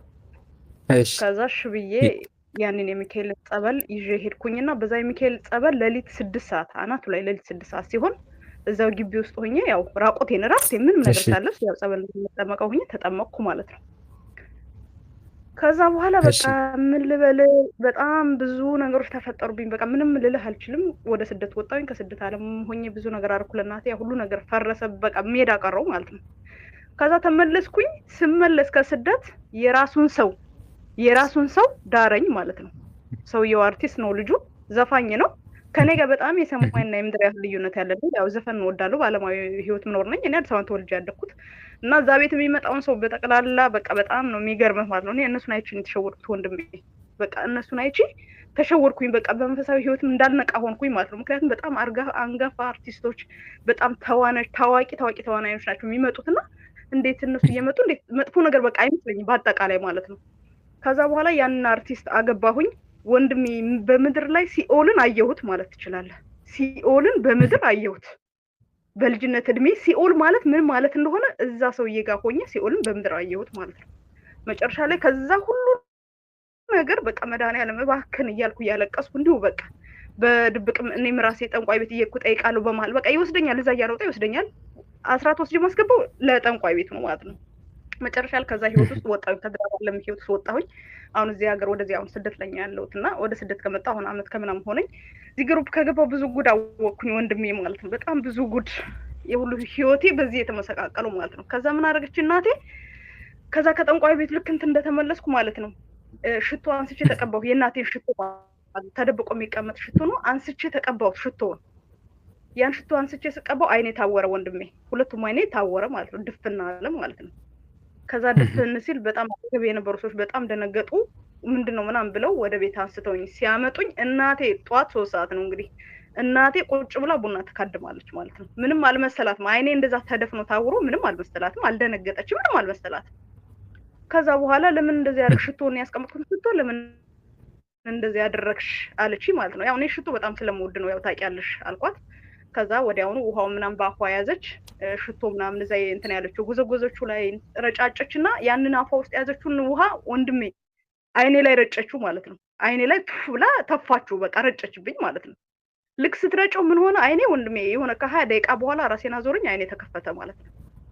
አይኔ ተከፈተ እና ከዛ በኋላ በቃ ህይወቴ በሙሉ ልክ ያኔ ስታረግ የዞረብኝ ነገር እንደሆነ በቃ አሁን በህይወቴ ውስጥ ያለው እንደዛ ነው የሚዞርብኝ ማለት ነው። በቃ በህይወቴ ውስጥ አንድ ቦታ ተረጋግቼ መቀመጥ አልችልም። በቃ ምን ልበልህ ማለት ነው። ጥያቄ በጥያቄ ሆነብህ። ግን ከዛው እንደገና ቀጥሎ ምን አደረገች እንደገና ወንድሜ ጠንቋይ ቤት ወስዳ አቁማ ረገመችኝ ወንድሜ። በቃ በጣም በሚያሳዝን ሁኔታ ማለት ነው። ወላጅ እናቴ ማለት ነው። ጠንቋይ ቤት አቁማ ረገመችኝ። አቁማ ጠንቋይ ቤት ወስዳ ውቃቤ ቤት ረገመች። ምን አለችኝ? ተንከራተት። የረገመችሽ ለምንድን ነው የረገመችሽ? የረገመችኝ ወንድሜ በጣም ብዙ ነው ታሪኩ ማለት ነው። ከዛ በፊት እሷ እኔ ባለ ሀብት እንዳገባ ትፈልግ ነበር ማለት ነው። ህፃን ሆኜ ገና የ4ኛ ክፍል ተማሪ ሆኜ ወንድሜ ከተማ ተወልዶ እንዳደጋለሁ ሽማግሌኛ ቤት ይላክ ነበር። ብዙ ነው ታሪኩ ነው ብነግርህ ሳትጨርስብሃለሁ ማለት ነው። ከዛ ያንን ባል እኔ አላገባሁም። አጎቴ መጣና አጥፍቶ ወደ ሌላ ሀገር ይዞ ሄደኝ። እንዴት ከተማ ተወልዳ አድጋ እንዴት እንደዚህ ታደርጊያለሽ በሚል እዛም ደግሞ አጎቴ የሚወስደኝ ለራሱ ተግባር ነበረ። ለራሱ ተግባር በቃ የራሱ ልጆች እንዳሳድግ ምናምን ነበር የወሰደኝ። እዛም ሂጄ ግን እንደዚህ አይነት ነገር ገጠመኝና 1 ዓመት ተምሬ ተመልሼ መጣሁ ማለት ነው። ስመጣ ያ ሽማግሌ ልኮ የነበረው ሰው ባለሀብት ስለነበረ እዛው አካባቢ ላይ ስለነበር ባለሀብት ስለነበር ቤተሰብ በጣም ተናደው ስለነበር ሁሉ ነገር አልቆ ነበር የሄድኩትና ስመጣ ተበቀለኝ ማለት ነው። በምን ተበቀለኝ? ደፈረኝ ማለት ነው። ሲደፍረኝ በአንድ እንትን ነው ያረገዝኩት። እኔ አንዴ ነው ፔሪዳዩ ድጋሚ እንኳን ሳላይ ነው አረገዝኩኝ ማለት ነው። እንዴት አረገዘች እንዴት አዋረደችኝ በሚል ውቃቤ ቤት ወስዳ አቁማ ረገመችኝ ማለት ነው። ስትረግመኝ ምን አለ ባለ ውቃቤው እኔ መጋረጃ ውስጥ ተከልሎ ነው። ሴትዮዋን ግን አሁን ትልቅ ከሆንኩኝ በኋላ የዛሬ 3 ዓመት በአካል አገኘኋት ማለት ያችን የምትጠነቁለዋን ሴትዮ በአካል አገኘኋት። ከዛ ፊት ግን አላቃትም መጋረጃ ውስጥ ስለሆነ። ከዛ ምን አላት ውቃቤው ምን አላት እንደዛ በምትረግመኝ ሰዓት እኔ ያንቺን እርግማን አልቀበልም አላት። ያንቺን እርግማን አልቀበልም ምክንያቱም በሷ እንጀራ ትበያለሽ አላት ማለት ነው። በሷ እንጀራ ትበያለሽና አልቀበልም አላት። ከዛ ቤት ወጣ። በቃ ምን ልበልህ በቃ እናቴ ለአይን ነው የምትጠላኝ ለአይን በቃ ለአይን ምን ልበልህ ለአይን ነው የምትጠላኝ ማለት ነው። ይኸው ዛሬም ግን ለሷ ከማሰብ ወደኋላ አልኩም። ብርም ብልክ ለጠንቋይ ቤት ስለምሰጠው እኔ ብርም አልክም ብዬ ብሎክ አረኳቸው በቃ። ምክንያቱም ከአቅሜ በላይ ሆነ ወንድሜ። ማስረዳትም አልቻልኩም። ራሴን ኮንትሮል አድርጌ ሰዎችን እንትን ማለት ራሱ አልቻልኩም። እና ወንድሜ ህይወቴ በቃ ተመሰቃቅሎብኛል። ምን ላድርግ? ምን ትለኛለህ ወንድሜ? መልካም እሺ አለምዬ፣ ትንሽ የሚከብደው ምን ላይ መሰለሽ? መጀመሪያ ጠንቋዩ ጸበል አምጪ ብሎሽ ነበር አይደል? የሊቀ መልአክ የቅዱስ ሚካኤልን ጸበል ይዘሽለት ሄደሽ ነበረ። ይሄ አሁን 2 በደል ነው። 2 በደል ስልሽ የድፍረት አንደኛ ጸበሉን ይዞ መሄድ ባለማወቅ ነው ይሄን ያደረግሽው ይገባኛል። ግን ለአጋንንቱ ግን ትልቅ ድል ነው። በእግዚአብሔር ዘንድ ደግሞ የሚያስቆጣ ነው። የተቀደሰውን ለምን አትስጡ ይላል መጽሐፍ። ንገረኝ እስቲ። የተቀደሰውን ለውሾች አትስጡ። ትክክል። ይሄ አንደኛ። በአጭሩ ባደረገው ልክ ይሰለጥናል እላችሁ ፈልጌ ነው። ጠላት ባደረገው ልክ ይሰለጥናል። ለምንድን እንደዚህ አይነት ነገሮችን የሚያስደርገው? ለመበቀል ነው፣ ወይም ደግሞ በደንብ ለመንገስ የሚፈልገው ነገር ለማድረግም ጭምር ነው። አንዱ ከዛ አንጻር ነው። ስለዚህ 2 ኃጢአት ነው ስልሽ፣ አንደኛ የድፍረት ኃጢአት ነው። ሁለተኛ ደግሞ ሲቀጥል ጠንቋይ ቤት መሄድ በራሱ ራሱን አንድ የቻለ ስህተት ነው ማለት ነው። ስለዚህ በአጭሩ በጸበል የተዋረሰው ማለት ነው። ያዋረሰሽ ጠንቋዩ በጸበል ነው ያዋረሰሽ ማለት ነው። ቢያንስ በጸበል እንኳን እንዳትል ታገይ፣ እንዳትለምኝ ልዑል እግዚአብሔርን፣ አጋንንቱን እንዳትቃወሚ ማለት ነው። ዓላማው ይሄ ነው። ስለዚህ ምንድን ነው ትልቁ ነገር ዋናው የሚያስፈልገው ከተባለ መጀመሪያ ንስሐ ገብተሽ እህቴ ከልብ የሆነ መመለስ ያስፈልጋል። እሺ ምን ማድረግ ያስፈልጋል? ከልብ የሆነ መመለስ። በተለይ ንስሐ ገብተሽ ሱባኤ ገብተሽ ማረኝ ባለማወቅ የቀደመ በደሌን አታስብብኝ ያልሽ እግዚአብሔር ገጸ ረድኤቱን እስኪመልስ ድረስ መማፀን። እሺ ምን ማድረግ? መማፀን። በተለይ ንስሐ ትገቢና ንስሐሽን የለም በሱባኤ መጨረስ ይቻላል። እግዚአብሔር አምላክን ማረኝ፣ ይቅር በለኝ ጌታዬ፣ ባለማወቅ ብዙ ነገሮችን አድርጌያለሁ፣ ፊቴን ከአንተ መልሻለሁ፣ አምላኬ ወይ እባክህ ሁለንተናዬን ወደ አንተ ምራው፣ የሰራሁትንም ኃጢአቴን ሁሉ ይቅር በለኝ ብለሽ ተማጸኝ። ልክ ስትጨርሽ የለም የተሰጠሽን ቀኑና ምን ማድረግ? ቅዱስ ቁርባን መቀበል። ምን ማድረግ? ቅዱስ ቁርባን። ቄደ ተጠምቀሽ ምን ማድረግ? ቅዱስ ቁርባን መቀበል ያስፈልጋል። በተለይ እህቴ ያለሽበት ሁኔታ ወይም ምናልባት ስደት ላይ ሊሆን ይችላል። ግን ዋጋ ከፍለሽም ቢሆን ያለሽበት ቦታ አመቻችተሽ ቤተክርስቲያን ሄደሽ ይህን ነገር ብትፈጽሚው መልካም ነው። ቅዱስ ቁርባን በተለይ ብትቀበይ፣ ምክንያቱም ያሰለጥንሻል። ቅዱስ ቁርባኑ ኃይል ይሰጥሻል በአጋንንቱ ላይ እንድትበረቺ። ግልጽ ነው። ያንን አድርጊ። ከዛ በኋላ መናፍስቶቹን በሙሉ ለመድኃኒዓለም ማሳለፈች ትሰጪና በዕለት ተዕለት በተለይ ቅዱስ ቁርባን እየተቀበልሽ መዋጋት። ምን እያደረግሽ? ይሰማል አይደል ድምጼ? ቅዱስ ቁርባንን እየተቀበልሽ መናፍስቶቹን መዋጋት ትቀበያለሽ። እንደገና ደግሞ ከሰኞ እስከ ዓርብ ትፋለሚያለሽ። መናፍስቶቹን ከህይወትሽ ታስወጫቸዋለሽ ማለት ነው። የእናትሽ መጥላት ይህ ምንም ጥያቄ የለውም። የዛሩ መንፈስ ነው ዋና ዓላማው። እቅድም አለው። እንደገናም ደግሞ በእሷ ላይ ማድሮ ደግሞ የሚጠላሽ እሱ ነው።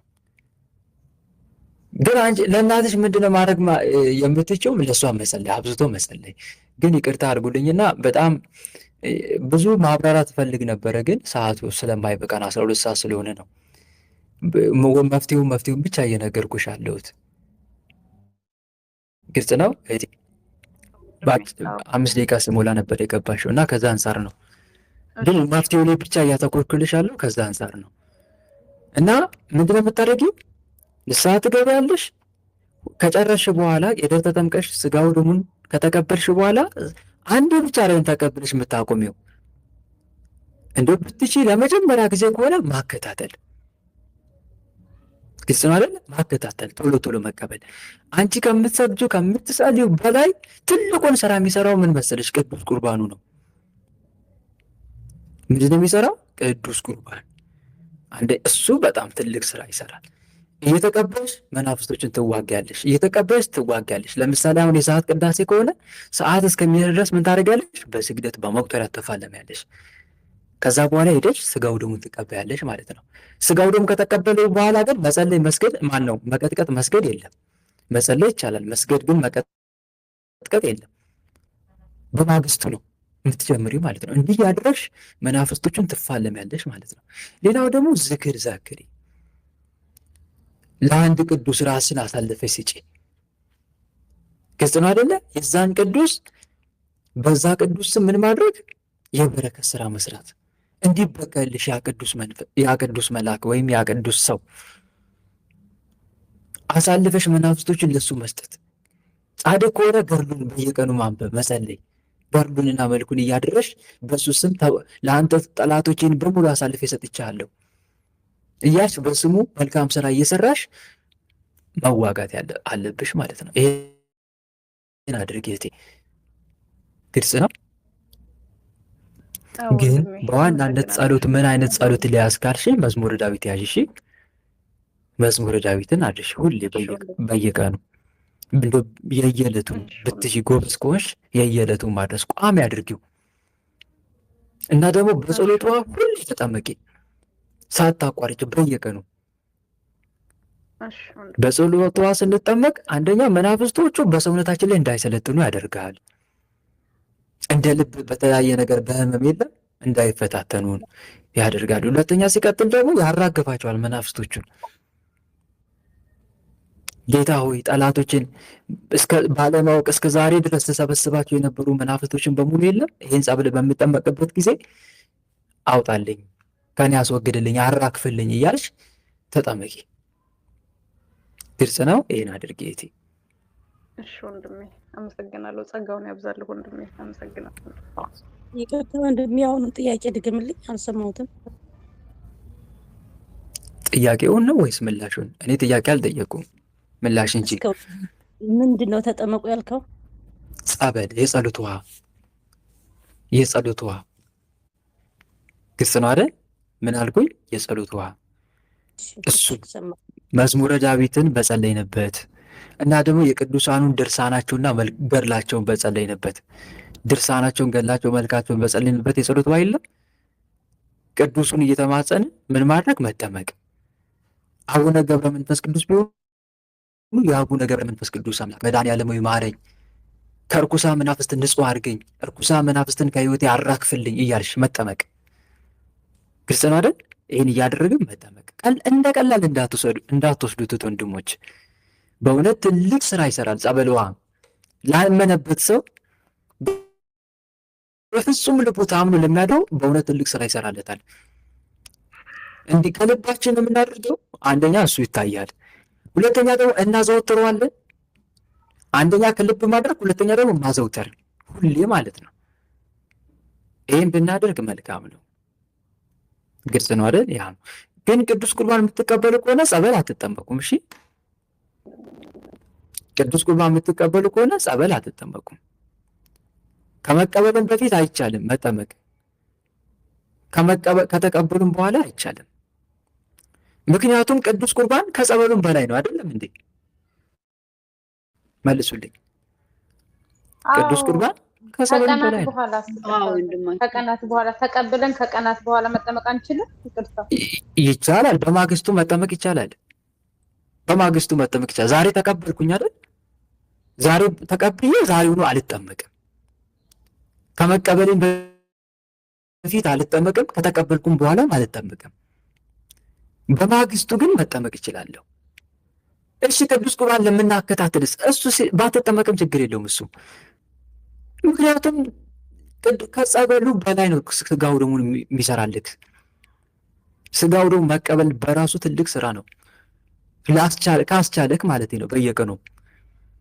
ግን ጸበል ቅዱስ ቁርባን በማትቀበልበት ጊዜ አለ አይደለ? ጸበሉን ትጠመቃላችሁ ማለት ነው። ይሄን አድርጉ እና እህት ወንድሞች ጸበሉን ቻል አትበሉ። በተለይ ስደት ላይ ያላችሁ እህት ወንድሞች ፕሊስ ተጠቀሙበት በጸሎት ውሃ። መዝሙረ ዳዊት ያደረስክበት የጸሎት ውሃ ቀላል እንዳይመስል። የእውነት መዝሙረ ዳዊት ያደረስክበት የጸሎት ውሃ ቀላል እንዳይመስል።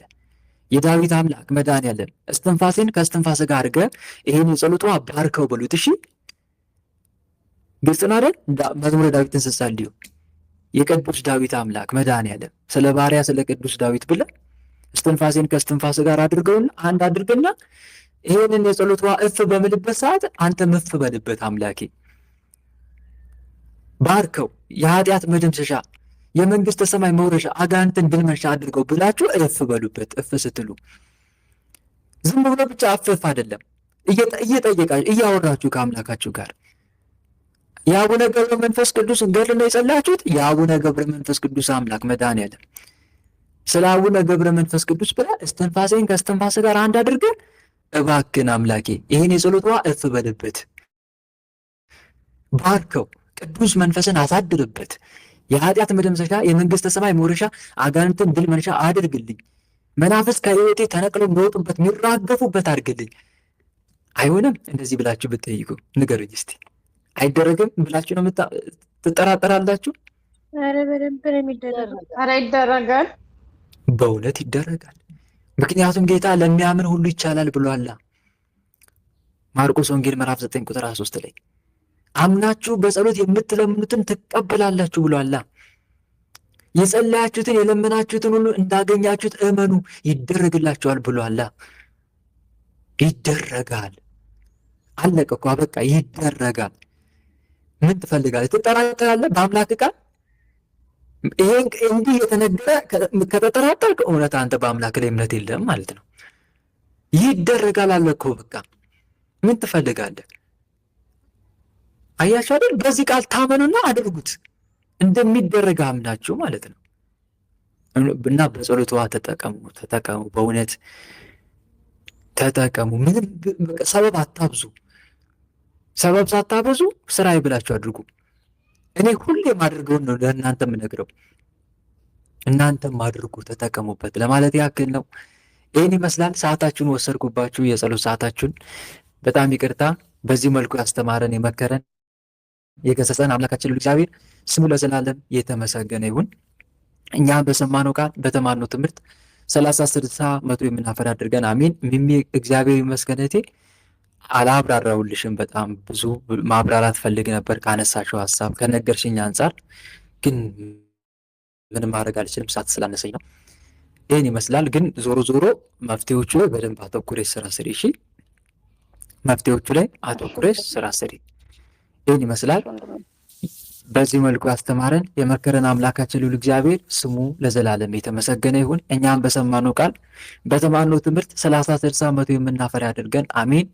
ወስብሐት ለእግዚአብሔር ወለወላዲቱ ድንግል ወለመስቀሉ ክቡር። ይቆየን። ነገ እንቀጥላለን። ሁላችንም ለጸሎት እንነሳ። በልዑል እግዚአብሔር ፊት መቆማችንን አስተውል። መላ ሰውነታችንን በትምህርተ መስቀል 3 ጊዜ እናማትብና መርሐ ግብራችንን በጸሎት እንዝጋ። በስመ አብ ወወልድ ወመንፈስ ቅዱስ አሐዱ አምላክ አሜን። በስመ አብ ወወልድ ወመንፈስ ቅዱስ አሐዱ አምላክ አሜን። በስመ አብ ወወልድ ወመንፈስ ቅዱስ አሐዱ አምላክ። ቅዱስ እግዚአብሔር፣ ቅዱስ ኃያል፣ ቅዱስ ሕያው፣ ቅዱስ ኤልሻዳይ፣ ቅዱስ አዶናይ፣ ቅዱስ ጸባኦት፣ ቅዱስ ያህዌ